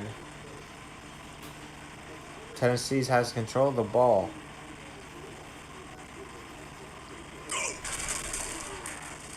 Pass deep, incomplete. 2nd and 10. That sounded like a gate just fell. I'll check on it in a minute. First down, Tennessee. Never mind. I thought he crossed the freaking line.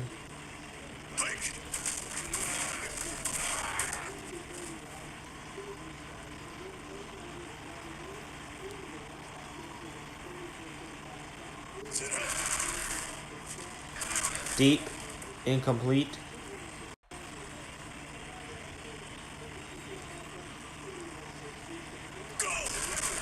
There's a run. They got 7 yards to go.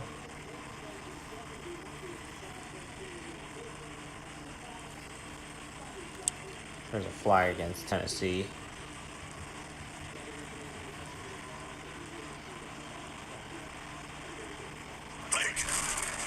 Deep, caught.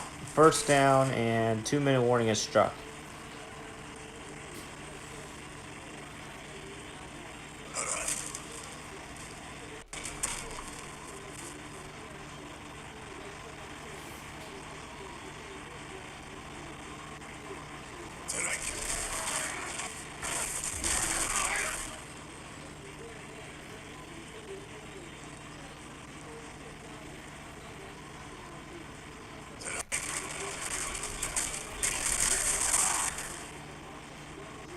And it's now first down. Houston's officially out of timeouts. And the Tennessee Bloodhounds will win.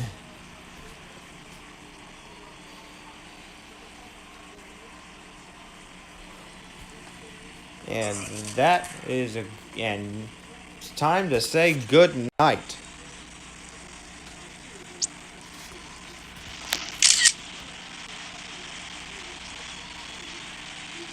And I will see you guys tomorrow for the next set of games.